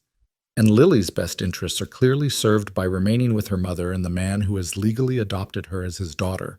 Robert's face had gone purple with rage. This isn't over. I'll appeal. I'll take this to every court in the territory. You'll do what you think you must, Judge Morrison interrupted. But I warn you, Mr. Turner, that pursuing a case you cannot win will only waste your money and this family's peace. The Mallorys are legally sound in their position. You would be wise to accept that. Legal sound? Robert's laugh was bitter. They've known each other for months. This marriage is a farce, and everyone in this room knows it. Is it? Judge Morrison looked between Grace and Ethan, and Grace felt the weight of that gaze, the assessment happening behind it. I've seen many marriages in my years on the bench, Mr. Turner. I've seen unions based on love that fell apart, and partnerships based on necessity that grew into something profound. What makes a marriage real isn't the circumstances of its beginning, but the commitment of the people within it. He turned to Grace and Ethan, his voice gentler.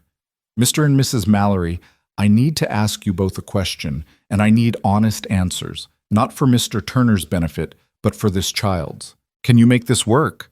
Can you build a real marriage, a real family, not just a legal arrangement to keep custody? Grace's heart hammered in her chest. This was it, the moment of truth. She looked at Ethan and saw her own uncertainty reflected there, but also something else. Determination. Hope. The same stubborn refusal to give up that had brought them this far. Yes. Ethan's voice was firm. I can't promise it will be easy. I can't promise I won't wake up screaming from nightmares about the family I lost. I can't promise I know how to be a husband again, a father again, without the ghosts of who I was before getting in the way. He looked at Grace, and his eyes were soft, vulnerable. But I can promise I will try.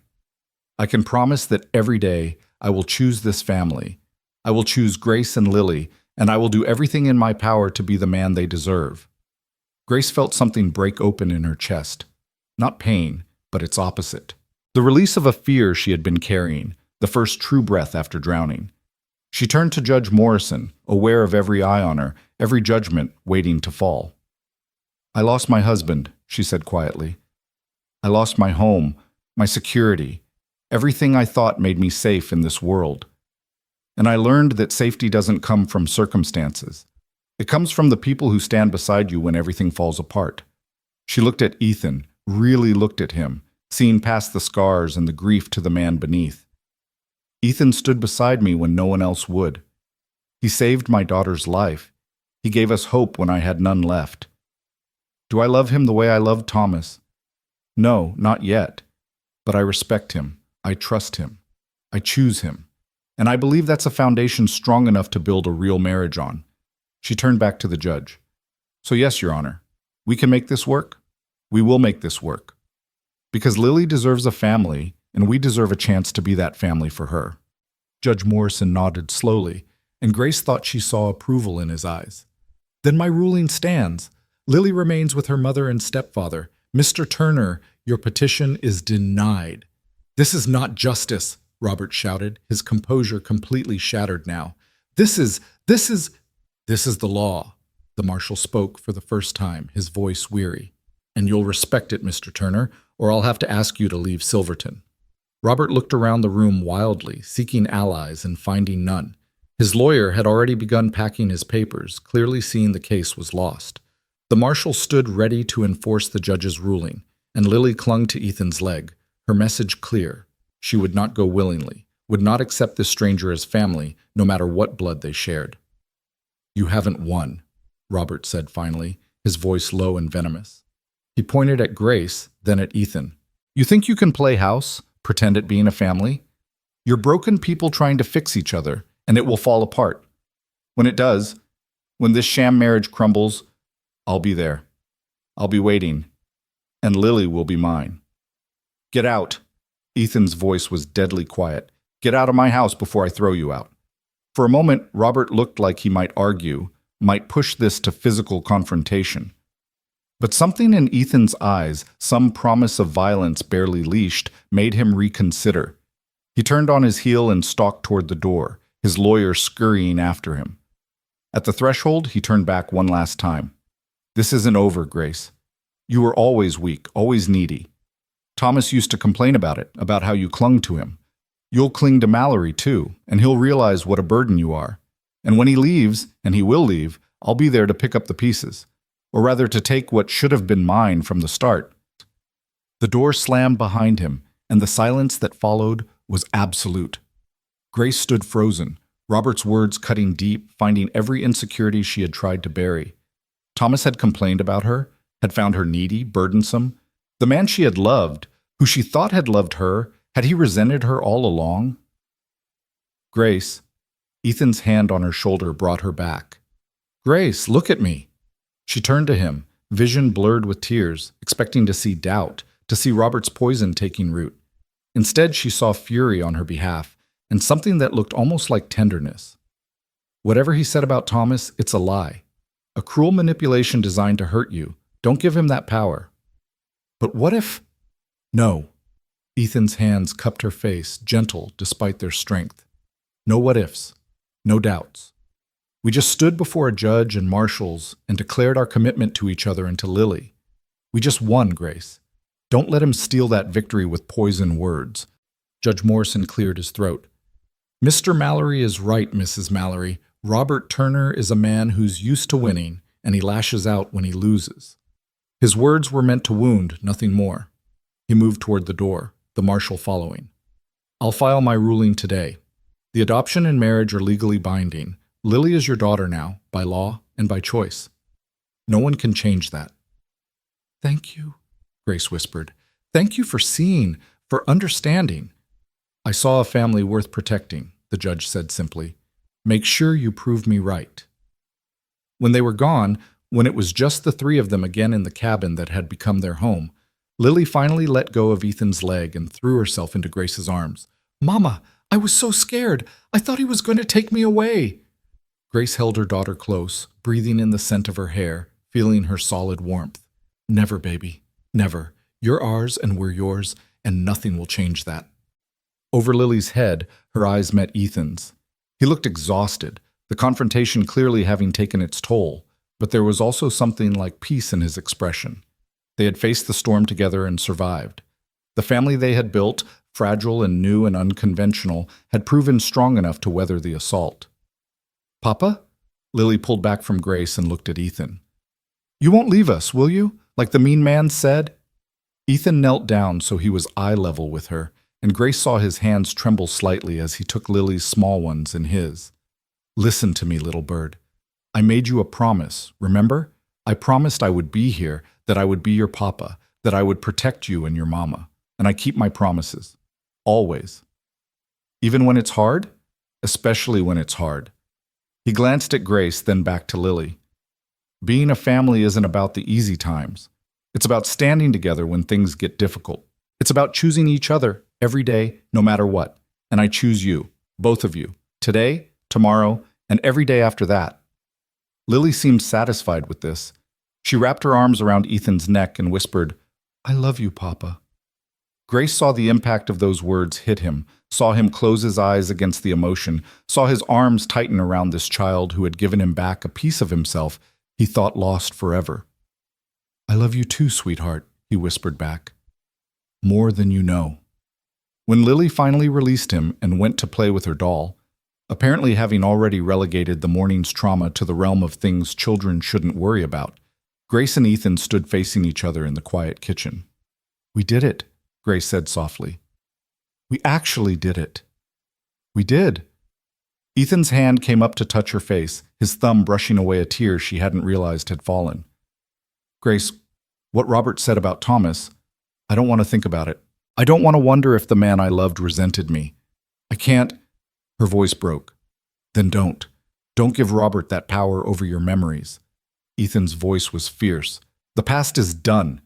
We can't change it, can't fix it, can't even fully understand it.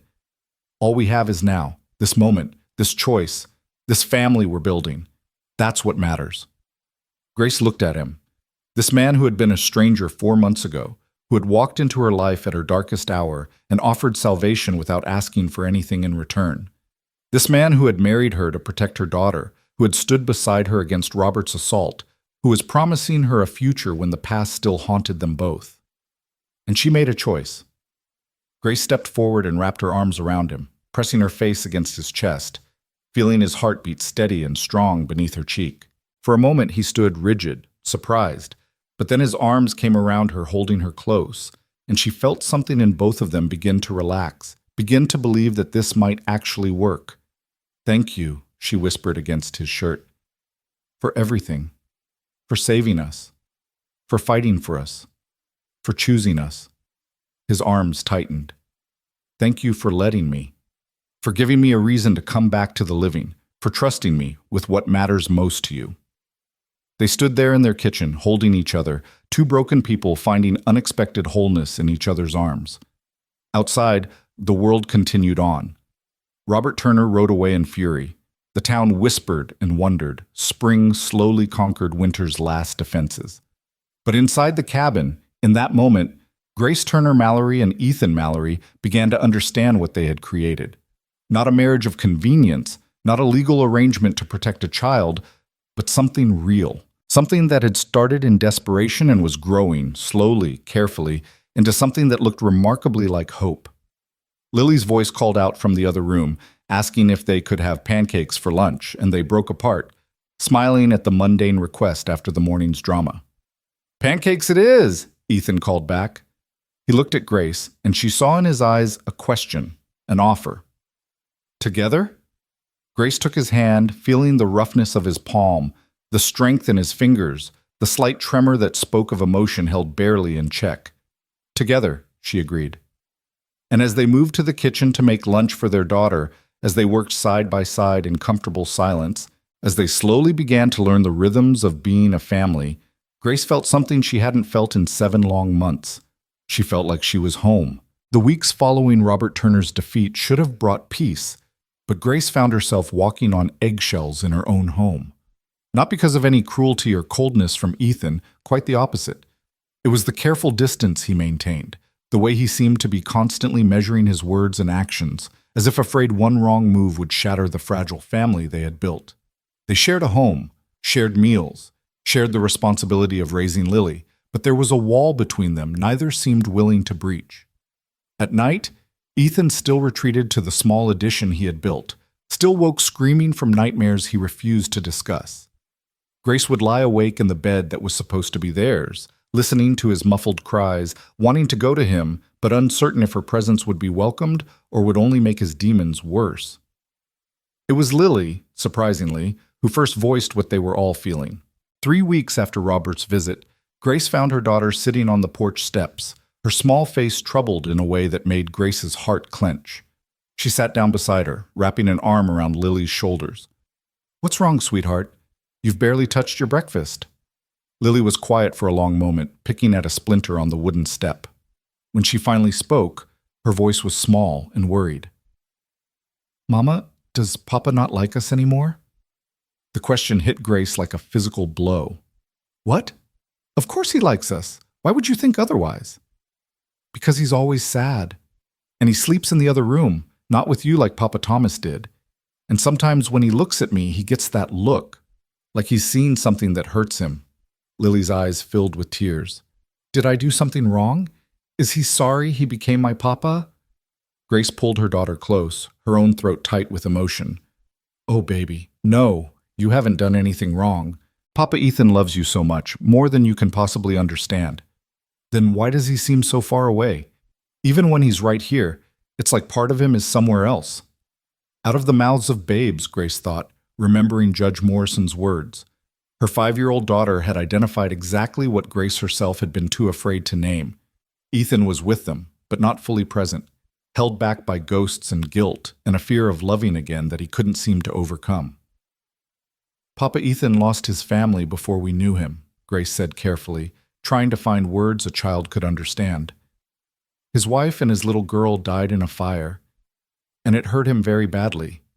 Sometimes when he looks at us, he remembers them. Not because he doesn't love us, but because we remind him of what he lost." "That's why he has nightmares," Lily said, her child's intuition cutting straight to the truth. "I hear him sometimes, crying out. I wanted to go to him, but I was scared." Grace's heart ached.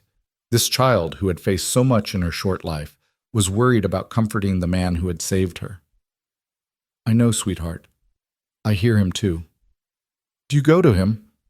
The question was simple, innocent, but it cut to the core of Grace's own fear.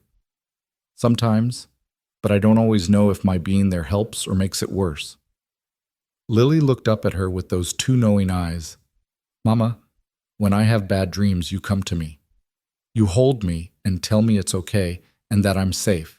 Maybe Papa needs someone to do that for him too." Grace stared at her daughter, stunned by the wisdom in such a young voice. "You're right. You're absolutely right." "Then we should help him," Lily said with the straightforward logic of childhood. "He helped us when we were sad and scared. Now we help him." That night, Grace lay awake, listening for the sounds she had come to dread.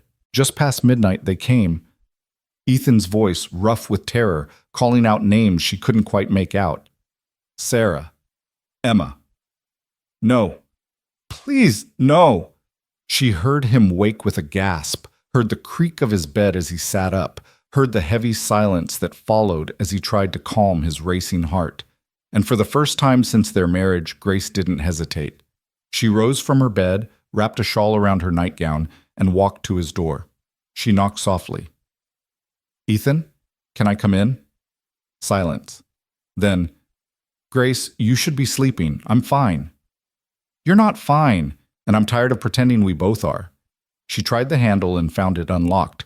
Opening the door, she saw him sitting on the edge of the bed, his face in his hands, his shoulders shaking with silent sobs he was trying desperately to suppress. Without thinking, without asking permission, Grace crossed the room and sat beside him. She didn't speak, didn't try to fix anything. She simply placed her hand on his back, feeling the tension in his muscles, the tremors running through him. "I can't make them stop." Ethan's voice was broken, raw. "The dreams, the memories. I see the fire every time I close my eyes. I hear Sarah screaming for me, and I can't get to her.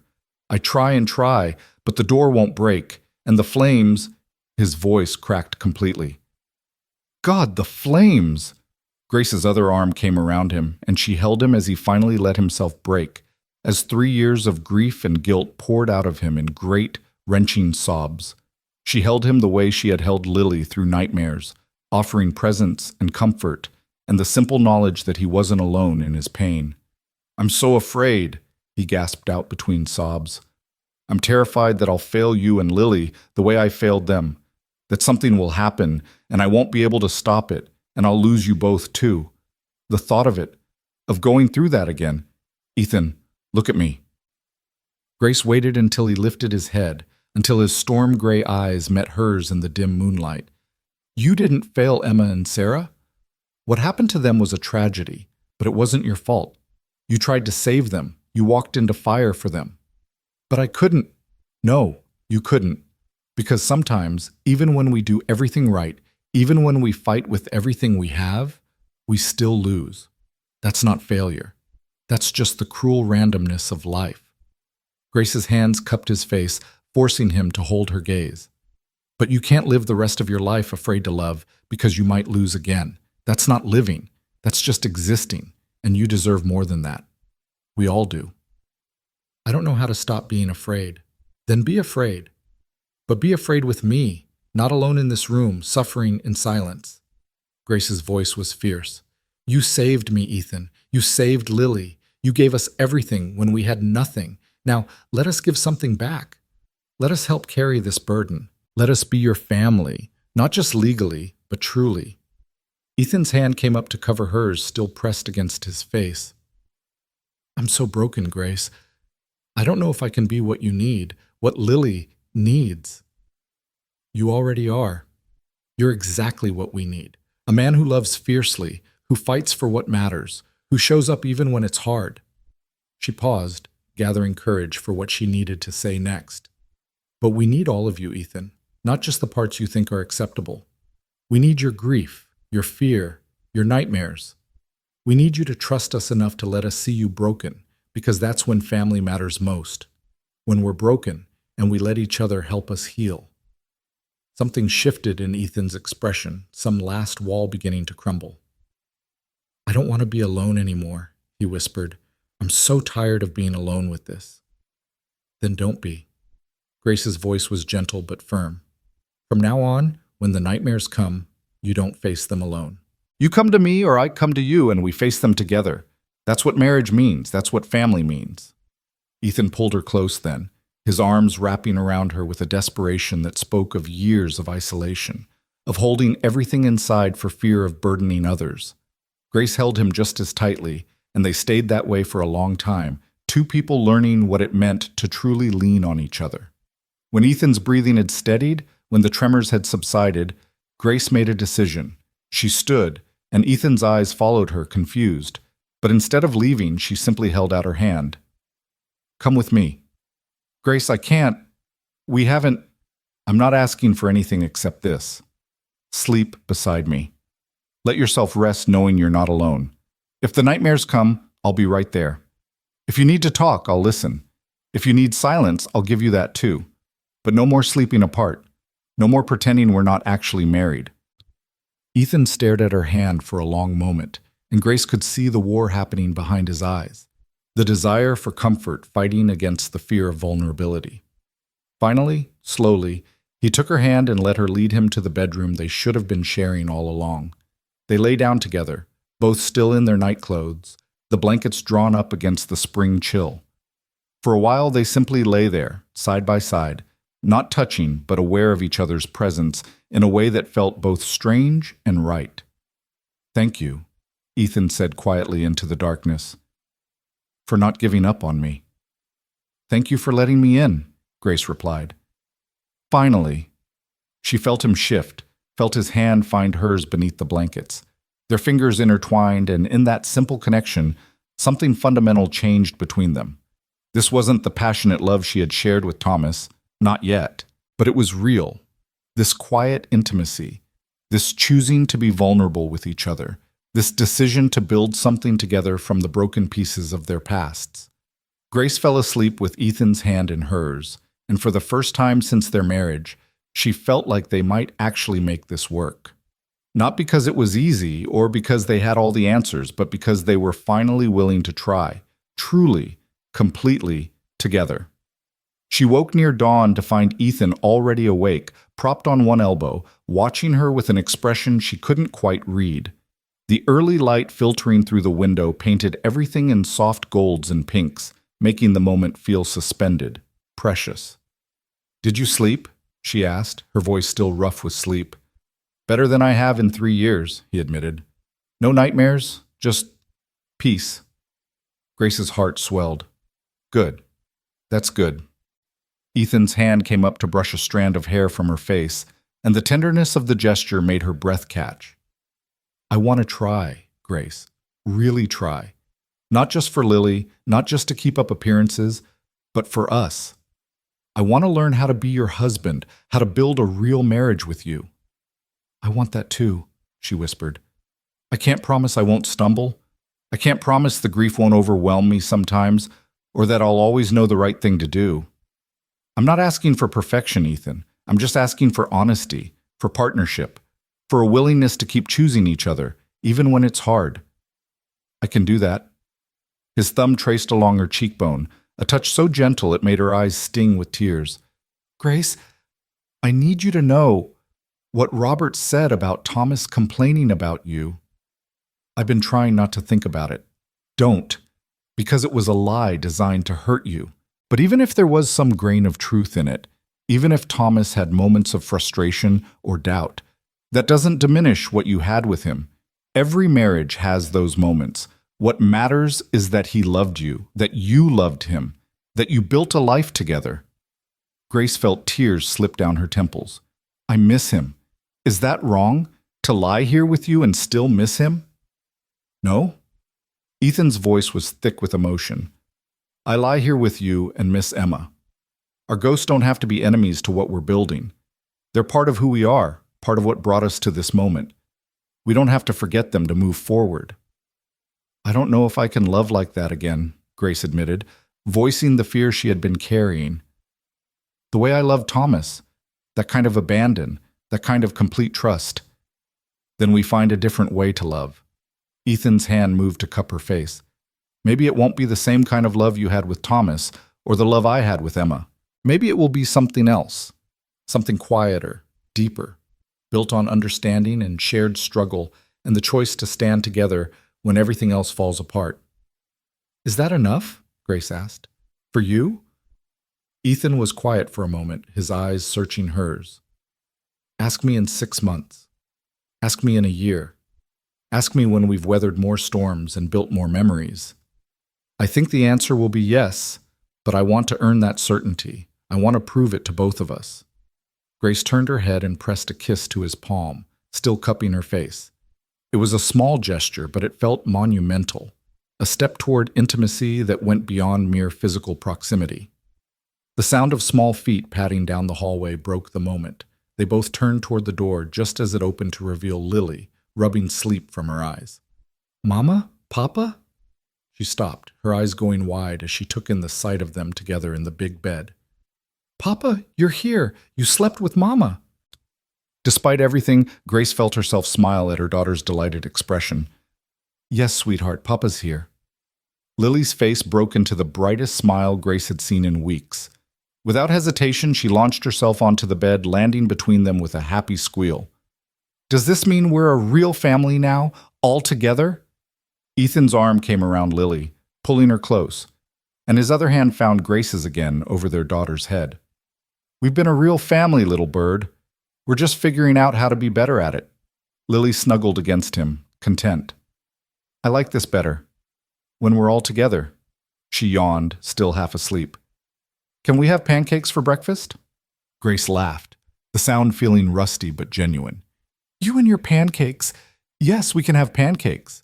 But none of them moved. They lay there in the growing light, the three of them tangled together in a way that felt both foreign and exactly right. Grace looked at Ethan over Lily's head and saw her own wonder reflected in his eyes. This simple moment of being together was what they had been fighting for. Not grand gestures or passionate declarations, but this quiet intimacy, this sense of belonging. The peace lasted 3 more weeks, 3 weeks of learning to be a family in truth rather than just in name. 3 weeks of Ethan sleeping beside Grace each night, the nightmares coming less frequently and losing their power when she was there to help him through them. 3 weeks of Lily blossoming under the security of having both parents under one roof, present and accounted for. But peace, Grace had learned, was always temporary. The trouble started with a letter delivered by a nervous-looking courier who wouldn't meet Ethan's eyes when he handed it over. Grace watched her husband's face as he read, saw the color drain from it, saw his jaw clench with barely suppressed fury. What is it? She asked, dread pooling in her stomach. Ethan's hand crumpled the letter, his knuckles white. It's from the Territorial Land Office. Someone has filed a claim against the ranch saying the deed is invalid. They're demanding I appear in Denver to defend my ownership or forfeit the property. What? How is that possible? You've owned that ranch for years. The claim says there was a surveying error, that the original deed covered land that was already designated for railroad expansion. They're saying my ranch, the house, the barn, everything, sits on land that legally belongs to the railroad company. Grace felt ice slide down her spine. Robert. Has to be. He said this wasn't over. He can't take Lily, so he's trying to destroy us another way. Ethan's voice was deadly quiet, the kind of quiet that preceded violence. If I lose the ranch, I lose everything. The livestock, the equipment, the home I built with my own hands, everything I have to provide for this family. Can he do this? Can he really take your land? If he's bribed the right people, falsified the right documents, yes. Men with his kind of money can make reality bend to their will. Ethan stood, pacing like a caged animal. I have to go to Denver. I have to fight this. Then we go with you, see, Grace said immediately. No, absolutely not. Denver is where Robert has all his power, all his connections. I won't risk him trying something while we're on his territory. And I won't let you face this alone, Grace's voice rose. We're a family, Ethan. We face things together, remember? That's what you told me. This is different. It's not different. It's just dangerous. And you're trying to protect me by shutting me out. But I don't need protection from the truth. I need to stand beside you and fight. Lily appeared in the doorway, her face anxious. Why are you shouting? What's wrong? Ethan's expression softened immediately. He crossed to her, kneeling down. I'm sorry, little bird. We didn't mean to scare you. Everything's going to be okay. Is the mean uncle trying to take me again? No, sweetheart, he can't take you. You're ours legally and forever. Ethan smoothed her hair back, but he is causing trouble in other ways, and Papa has to go away for a little while to fix it. Lily's eyes filled with tears. You're leaving, but you promised you wouldn't leave. The anguish on Ethan's face was painful to witness. I'm not leaving you, Lily. Not the way you mean. I'll come back. I just have to take care of some business. That's what Papa Thomas said. Lily's voice was small, terrified. He said he'd come back from the mine, and he didn't. Grace saw the impact of those words hit Ethan like a physical blow. He pulled Lily into his arms, holding her tight. Listen to me. I know you're scared. I know you've lost people you loved before. But I will come back. I swear to you, I will come back. How do you know? How can you promise? Because I have something to come back to now. Ethan's voice was thick with emotion. Because you and your mama are waiting for me. Because this is my family, and I will fight through anything, anyone, to get back to you. Grace made a decision. She crossed to them, kneeling down so all three of them were at eye level. What if we make sure of it? What if we all go together? Grace, I already said. I know what you said, but Lily's right to be scared. We've all lost people. We've all had promises broken by circumstances beyond our control. So we don't let circumstances separate us. We stay together and we face Robert as a united front. The three of us. Ethan started to argue, but Lily spoke first, her voice gaining strength. Please, Papa. I don't want you to go alone. I want us to stay together. Families stay together. Grace watched Ethan struggle, saw him torn between his instinct to protect them and his understanding that pushing them away would only cause different harm. Finally, he closed his eyes and nodded. Together, he said quietly. We go together. The journey to Denver took 3 days by train. Grace had never been on a train before, had never traveled farther than the next town over from Silverton. The experience should have been exciting, but the weight of what awaited them at the end turned everything gray with anxiety. Lily, at least, seemed to find wonder in the journey. She pressed her face to the window, watching the landscape roll by, asking 1,000 questions about everything they passed. Ethan answered patiently, and Grace marveled at how far they'd come. This man who had been unable to speak without pain 3 months ago was now explaining cloud formations and geological features to a 5-year-old with something approaching peace in his voice. But at night, when Lily slept between them on the cramped train berth, Grace could feel Ethan's tension returning. They were heading into the lion's den, into Robert Turner's territory, and they both knew it. Tell me about the ranch, Grace said quietly, trying to distract him. You've never really described it to me. Ethan was quiet for a moment, his hand absently stroking Lily's hair. It's beautiful. High country, where the air is so clean it almost hurts to breathe it. There's a valley with a stream running through it, mountains on all sides. The house... His voice caught. I built it for Emma. Every board, every nail. It was supposed to be our forever home. And it burned. The original house did. What's standing now is what I rebuilt after. It's not as fine, not as lovingly crafted. I built it because I needed shelter, not because I was building a dream. He paused. But lately, I've been thinking maybe it could be that again. A dream. A home for our family. Grace's throat tightened. If we can keep it, we'll keep it. Robert Turner may have money, but I have the truth. The deed is legitimate. I have witnesses to the survey, documents proving my ownership. Whatever game he's playing, we'll expose it. Grace wished she had his certainty. Men like Robert didn't play games they could lose.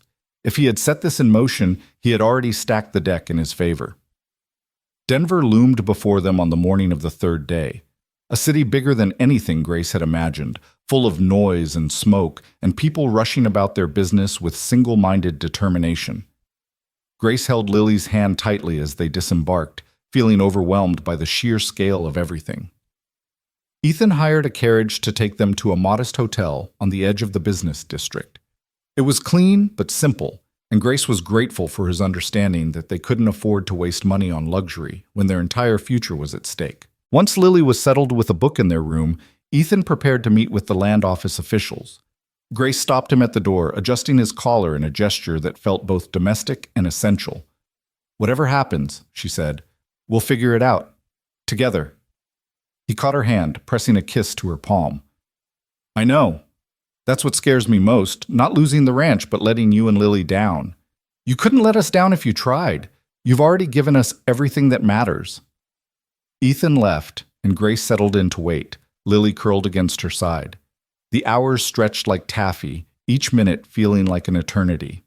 When the door finally opened and Ethan walked back in, Grace knew immediately that the news was bad.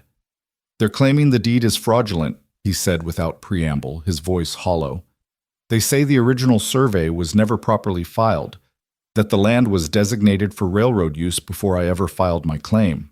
They have documents, signatures, official seals, everything needed to make their case airtight. But you have documents too, don't you? Proof of ownership? I do, but they're saying mine are the forgeries, that I somehow fabricated them after the fact. Ethan's laugh was bitter. Robert's covered every angle. He's not just trying to take the ranch, he's trying to brand me a criminal. If this sticks, I could face charges for fraudulent land claims. Grace felt the floor drop out from under her. They could imprison you.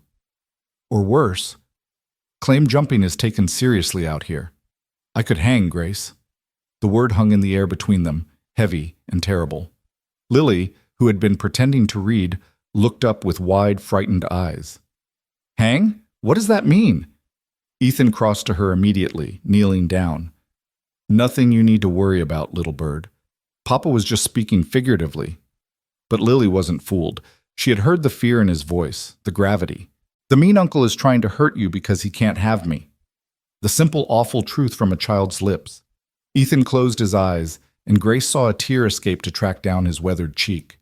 Yes, sweetheart, that's exactly what he's doing. Then we have to stop him. Lily's voice was fierce, far too old for her years. We have to fight him like we did before. I don't know if we can win this time, Ethan admitted, and Grace heard the defeat in his voice, saw the old despair creeping back into his eyes. He's too powerful. He's thought of everything. No. Grace's voice cut through the despair like a blade.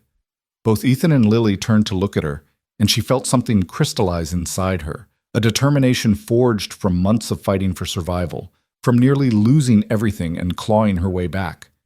No, we don't give up. We don't let Robert win. Grace, you don't understand. I understand perfectly. Robert Turner is a bully with money who thinks he can destroy anything that doesn't bend to his will. But he's forgotten something important. Grace crossed to Ethan, taking his face in her hands. He's forgotten that people who have already lost everything have nothing left to lose. He's forgotten that people who have fought their way back from the brink are the most dangerous opponents of all. What are you suggesting? I'm suggesting we fight dirty. We find out what Robert's afraid of, what he's hiding, and we use it against him. Men like him always have secrets, always have something they don't want exposed. We find it, and we burn his carefully constructed world to the ground. Ethan stared at her, and Grace saw something shift in his expression. Surprise giving way to admiration, defeat giving way to renewed determination. You're talking about blackmail. I'm talking about survival, about protecting our family by any means necessary. Grace's voice was steel. You said you'd fight through anything to get back to us. Well, this is the fight, and I'm right here beside you, ready to do whatever it takes. A slow smile spread across Ethan's face. Not the gentle smiles he gave Lily, but something harder, fiercer. Robert has no idea what he's unleashed, does he? He thought you were weak, broken. He has no idea how strong you really are. None of us did, Grace admitted. I didn't know I had this in me until I had something worth fighting for. But now I do. I have you, I have Lily, and I will not let that man destroy us. Lily looked between them, her expression hopeful. So we're going to fight? Really fight? Yes, little bird. Ethan pulled them both close, his arms around his family. We're going to fight. The fight began not with grand gestures, but with quiet research in the dusty basement of Denver's Public Records Office. While Lily stayed with the hotel proprietor's kind-hearted wife, Grace and Ethan spent 2 days poring over documents, land records, business filings, anything that might reveal a crack in Robert Turner's armor. It was Grace who found it, buried in a stack of partnership agreements from 5 years prior. Her hands trembled as she pulled the document closer, reading it once, then twice, making sure she understood what she was seeing. Ethan, she whispered, her voice tight with suppressed excitement. Look at this. He moved to her side and she watched his eyes scan the page, saw the moment understanding hit him. His jaw clenched and something dangerous flashed in his storm gray eyes. He's been embezzling from his investors, Ethan said quietly. These partnership agreements show one set of numbers, but the actual disbursements. He pulled another document from the pile Grace had been working through. They don't match. He's been siphoning money from his investment firm for years. Grace's mind raced. If this became public, if his investors knew, he'd be ruined. Prison at minimum, probably worse. Men have killed for less than what he's stolen. Ethan's hand gripped the documents. This is it, Grace. This is what we need. But Grace was already thinking 3 steps ahead. The strategic part of her mind that had kept her and Lily alive through starvation, now turning toward a different kind of survival. We can't just expose him. If we do, he'll know it came from us. He'll find a way to retaliate, to hurt us before he falls.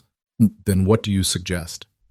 Grace met his eyes, and in that moment she barely recognized herself. The desperate widow who had begged for breadcrumbs was gone, replaced by someone harder, someone willing to do what was necessary. We use it as leverage. We go to him, show him what we know, and we make him withdraw his claim against the ranch. We make him swear to never come near our family again. He won't just agree to that. He will if the alternative is losing everything, his reputation, his freedom, his life. Grace's voice was cold, calculated. Men like Robert value their position above all else. Threaten that, and they'll do anything to preserve it. Ethan studied her for a long moment, and Grace wondered what he saw. Whether he was disappointed in this ruthless streak she'd discovered in herself, whether he thought less of her for being willing to use such tactics. But when he spoke, his voice held only admiration and something that might have been love. You're remarkable, do you know that? Thomas was a fool if he ever made you feel like you were anything less than extraordinary. Grace felt heat rise to her cheeks. I'm just doing what needs to be done to protect our family. No, you're doing what most people wouldn't have the courage or intelligence to do. You're thinking like a survivor, like a fighter. He touched her face gently. I'm proud to be your husband, Grace Mallory. Proud and humbled. The words settled into Grace's chest, warm and precious. She covered his hand with hers. Then let's finish this. Let's go remind Robert Turner that he picked the wrong family to destroy. They found Robert in his office the next morning, a palatial space on the top floor of the Turner Investment Building, all dark wood and leather furniture designed to intimidate. His secretary tried to stop them, but Ethan's size and Grace's determination proved impossible to deter. They walked through the ornate doors to find Robert behind a massive desk, his expression shifting from surprise to anger as they entered. How dare you barge into my office? I'll have you arrested for what? Visiting a family member? Grace's voice was sweet poison. After all, you're Lily's uncle. Surely you're happy to see her parents. Robert's eyes narrowed. Get out. Whatever you want, the answer is no. We don't want anything, Ethan said, his voice deceptively calm. We're here to give you something. Information you might find valuable. He placed the documents they'd found on Robert's desk, spreading them out like cards in a winning hand. Grace watched Robert's face as he recognized what he was seeing, watched the color drain from his cheeks, watched his hands begin to tremble ever so slightly. Where did you get these? His voice was barely above a whisper. Public records, Grace said simply. Amazing what you can find when you know where to look. 5 years of embezzlement, Robert. Millions of dollars stolen from investors who trusted you. What do you think they'll do when they find out? You have no proof these are real. We have everything we need. Ethan leaned forward, his hands braced on the desk. Account numbers, dates, amounts. We've traced the money from your investors' accounts to shell companies you created, then to your personal holdings. It's all there, all documented, all ready to be presented to the Territorial Marshal and the Financial Oversight Board. Robert's composure was cracking, his carefully constructed facade crumbling. This is blackmail. This is justice, Grace corrected. You tried to take my daughter. When that failed, you tried to destroy my husband, to take away everything we have. You declared war on our family, Robert. We're just fighting back with the weapons you forced us to find. What do you want? The question came out defeated, broken. Grace exchanged a glance with Ethan, then turned back to Robert with steel in her voice. You withdraw your claim against the ranch. Immediately. You contact the land office and tell them you made a mistake, that you've reviewed the documents and the deed is legitimate. You make this go away. And if I do? Then these documents stay lost in the public records office. No one ever needs to know what you've done. Ethan's voice was hard. But if you ever come near our family again, if you ever threaten Lily or Grace or our home, every investor you've stolen from gets a copy of these documents. Every newspaper in Colorado gets the story, and you get to watch your entire world burn to the ground. Robert's face had gone from pale to flushed, anger and fear warring in his expression. You self-righteous bastards! You think you're so noble, but you're no better than me. You're willing to use the same dirty tactics. We're willing to do whatever it takes to protect our family, Grace interrupted. That's not the same as stealing from innocent people for personal gain. That's not the same as trying to tear a child from her mother out of spite. Don't you dare compare us. Robert's hands clenched into fists on his desk. I could have given Lily everything: education, opportunities, a place in society. Instead, she gets to grow up in some mountain cabin with a widow and a broken-down rancher playing house. She gets to grow up loved, Ethan said quietly, and there was something in his voice that made even Robert pause. She gets to grow up safe, with people who would die for her, who nearly did die for her. Your money can't buy that, Turner. Your position can't create it. And deep down, I think you know that. I think that's why you're so angry.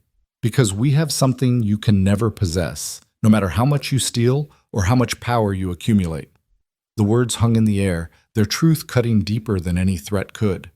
Grace saw something flicker across Robert's face, a recognition, perhaps, or a wound acknowledged, but it was quickly buried beneath his familiar mask of superiority.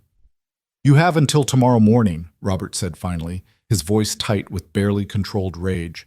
Give me 24 hours to make the arrangements. The land office will receive notification that I'm withdrawing my claim. We'll be checking, Grace said. And Robert?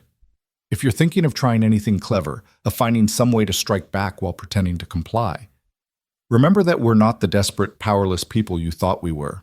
We survived starvation, we survived your legal attacks, and we'll survive anything else you throw at us.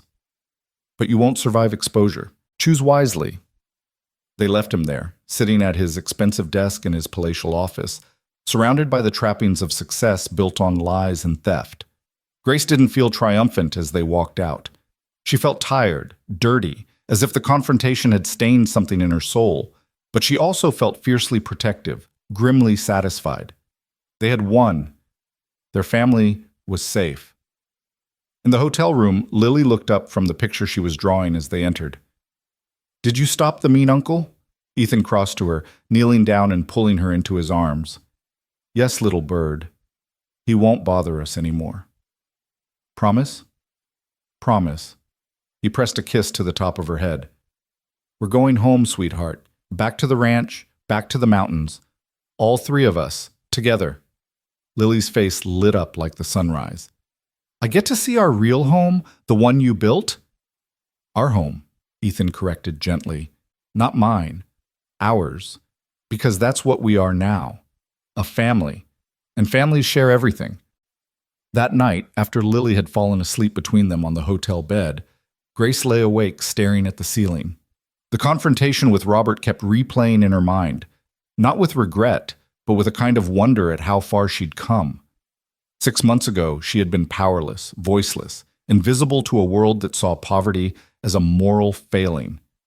Now she had faced down a powerful man and won, had protected her family using nothing but intelligence and determination.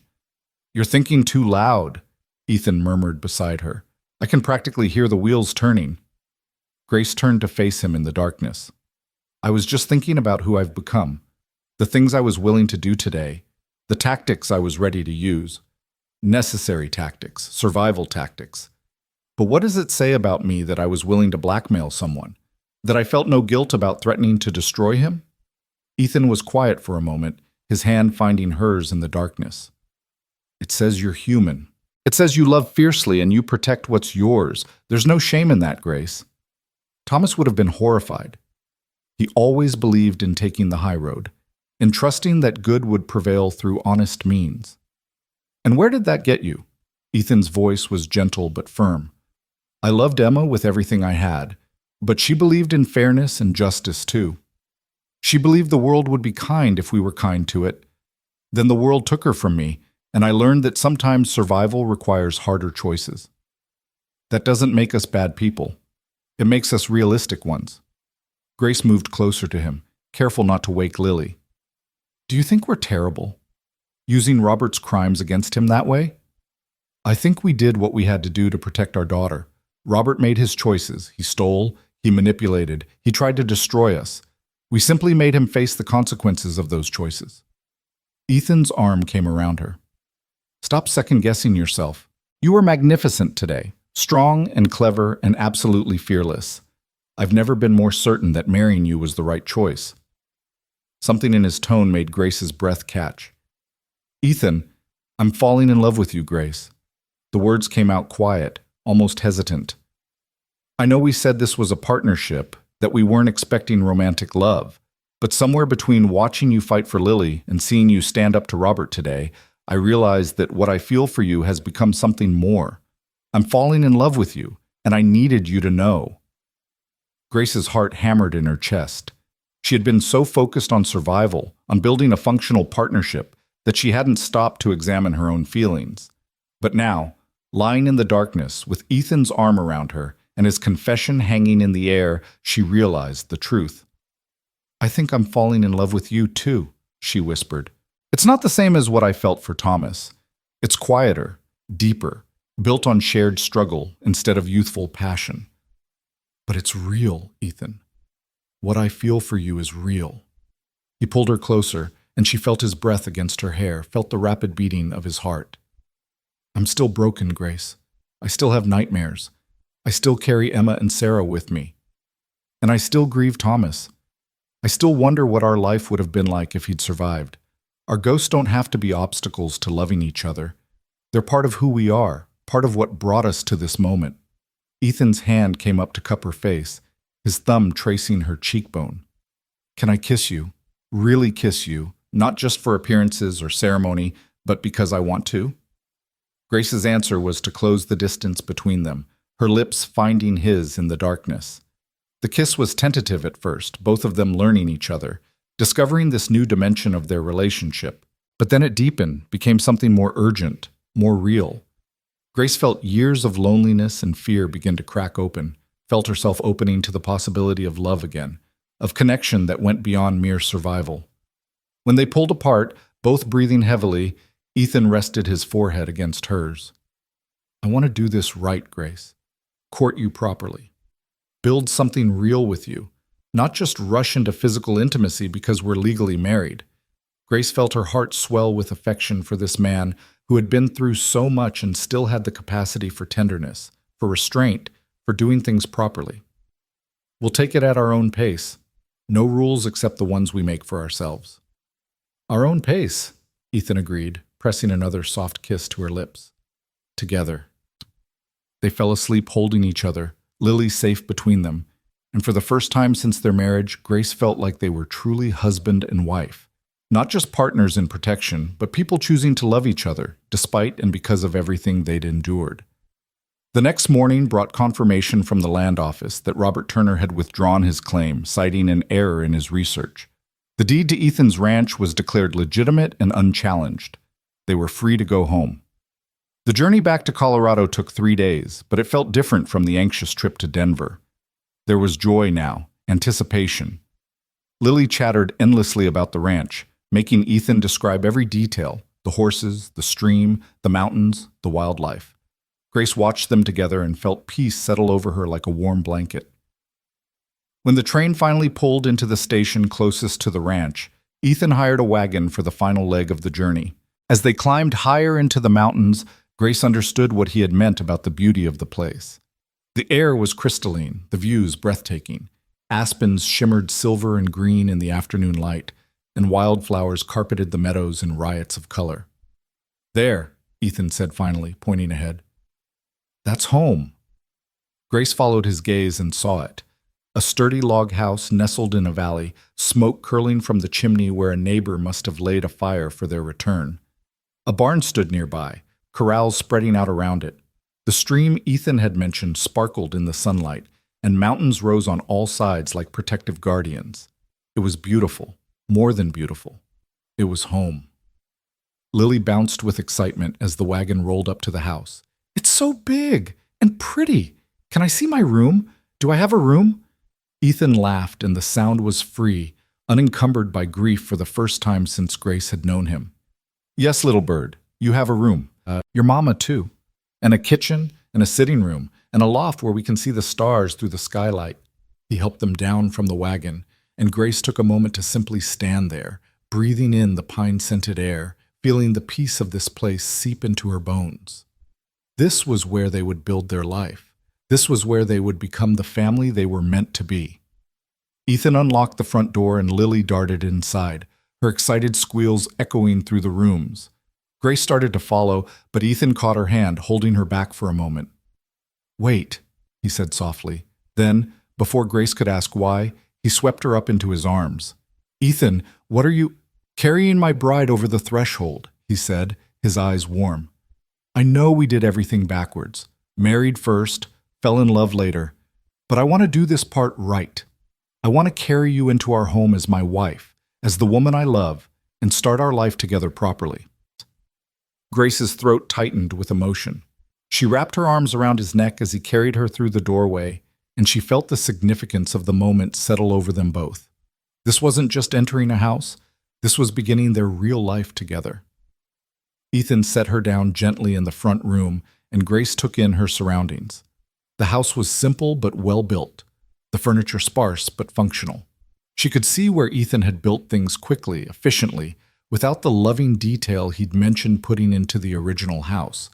But she could also see the potential, how this space could become warm and welcoming, how it could become truly theirs. "It's not much," Ethan said, a hint of uncertainty in his voice.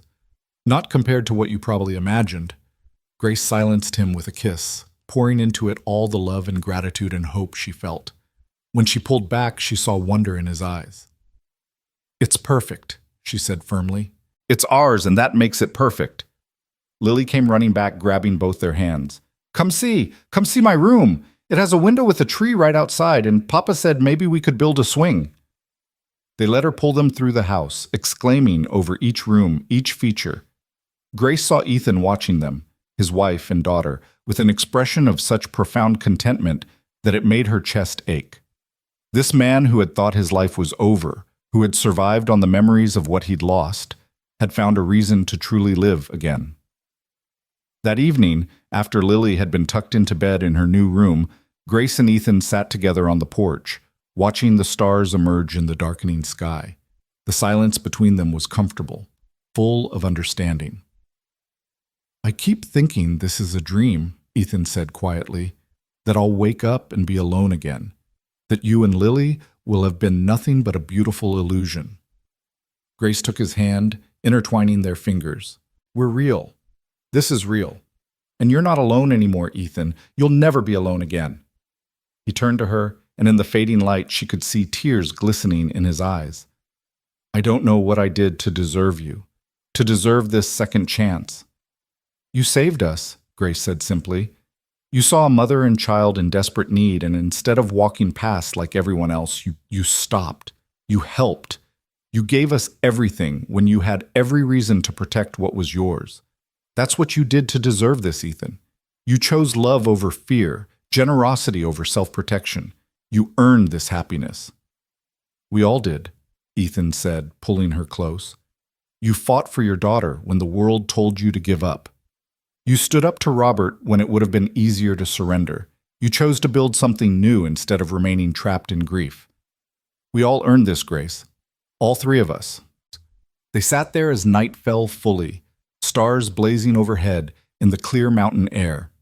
Inside, Lily slept peacefully, her child's heart already accepting this new place as home.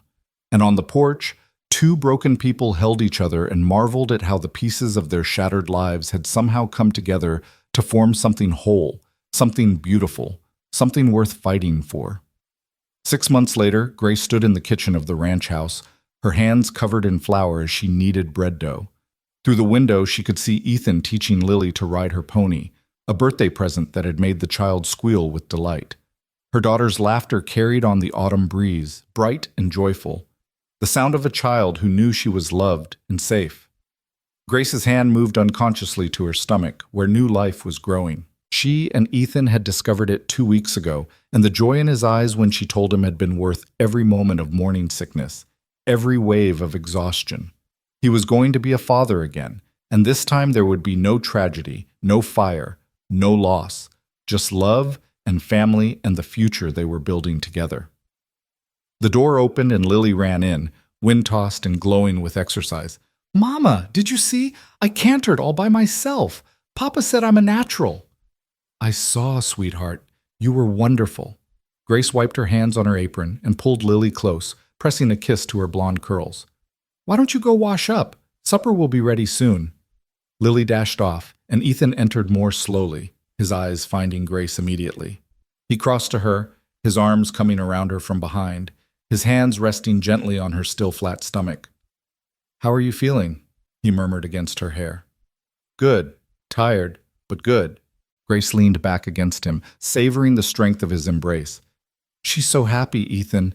Look at what we've given her." "Look at what we've given each other," he corrected. He turned her in his arms, and Grace saw in his face the man he had become, still carrying his scars, still haunted sometimes by his losses, but fundamentally healed by love and purpose. "I never thought I'd have this again. A family, a home, someone to love who loves me back." "We're going to have to tell Lily soon," Grace said, her hand covering his on her stomach. "About the baby." "She'll be thrilled. She's been asking for a little brother or sister for months now." Ethan's smile was soft, wondering. "A baby, our baby. Grace, His voice caught. "I'm terrified and ecstatic in equal measure."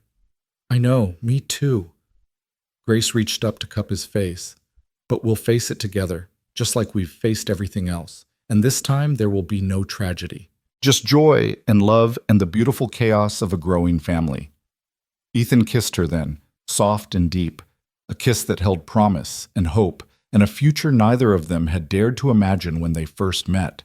When they pulled apart, Grace could hear Lily singing in the washroom, could smell the bread baking in the oven, could feel the warmth of the home they'd created together. This was what they had fought for. This peace, this love, this family built from broken pieces and held together by choice and commitment and the fierce determination to protect what mattered most. The winter Grace had nearly died in felt like a lifetime ago. The desperate widow begging for breadcrumbs, the starving child crying from hunger, the broken rancher haunted by ghosts, those people still existed in their memories, would always be part of who they were. But they had been transformed by love, by struggle, by the choice to stand together against a world that tried to tear them apart. Grace looked out the window at the mountains standing guard over their valley, at the setting sun painting everything gold, at her daughter running through the yard with joy in her heart. And she thought about the lone rancher who had walked into Murphy's General Store on that bitter February morning and said 5 words that changed everything. "Prepare to go with me." She had prepared. She had gone with him. And in doing so, she had found not just salvation, but love. Not just survival, but a future worth living. Ethan's arms tightened around her, and Grace let herself sink into the embrace, into the certainty that whatever challenges came, they would face them as they had faced everything else, together, as a family, with love as their foundation and determination as their strength. Outside, the first stars began to appear in the darkening sky, the same stars that had witnessed their struggles and their triumphs. And in the warm kitchen of the ranch house, surrounded by the smell of baking bread and the sound of her daughter's laughter, Grace Turner Mallory, no longer a desperate widow, but a woman who had fought her way back to life, closed her eyes and gave thanks. For the rancher who had seen her when she was invisible, for the daughter who had given her a reason to keep fighting, for the love that had grown in the most unlikely soil, for the family they had become, forged in fire and tempered in struggle, unbreakable because they had chosen each other every day, no matter the cost. The story that had begun with a child's desperate hunger and a mother's hopeless plea had transformed into something beautiful. A tale of redemption and second chances, of love found in the ashes of loss, of a family built not by blood alone, but by choice and commitment and the unwavering belief that some bonds are worth any sacrifice. Grace opened her eyes and looked at Ethan, seeing her own journey reflected in his face. They had both been broken. They had both been lost. But together, they had found a way to be whole again. "I love you," she whispered, and the words felt like a prayer, like a promise, like the truest thing she had ever spoken.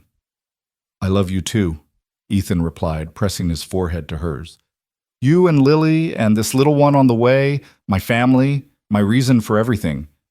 From the other room, Lily called out, "Mama! Papa! Come see what I drew!"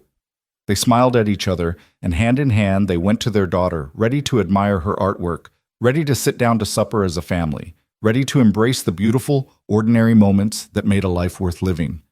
The wind whispered through the pines outside, carrying with it the promise of winter to come. But inside the ranch house, there was only warmth and light and love. A family safe in the home they had fought to keep, bound together by trials that would have broken lesser souls, stronger for having survived them together. And somewhere in the gathering darkness, the ghosts that had haunted them both, Emma and Sarah, Thomas and the shadows of their former selves, finally rested, released by the knowledge that the living had found their way back to life, back to love, back to hope. The story that had begun with tears and hunger and desperation had become a testament to the power of human resilience, the strength of chosen family, and the transformative force of love that refuses to give up, even in the darkest of times. Grace Turner Mallory stood in her kitchen, her husband's arm around her daughter's laughter filling the air, new life growing within her, and knew with absolute certainty that she was home. Not just in this house, not just in this valley, but in this life they had built together, imperfect, hard-won, and more precious than anything she had ever imagined.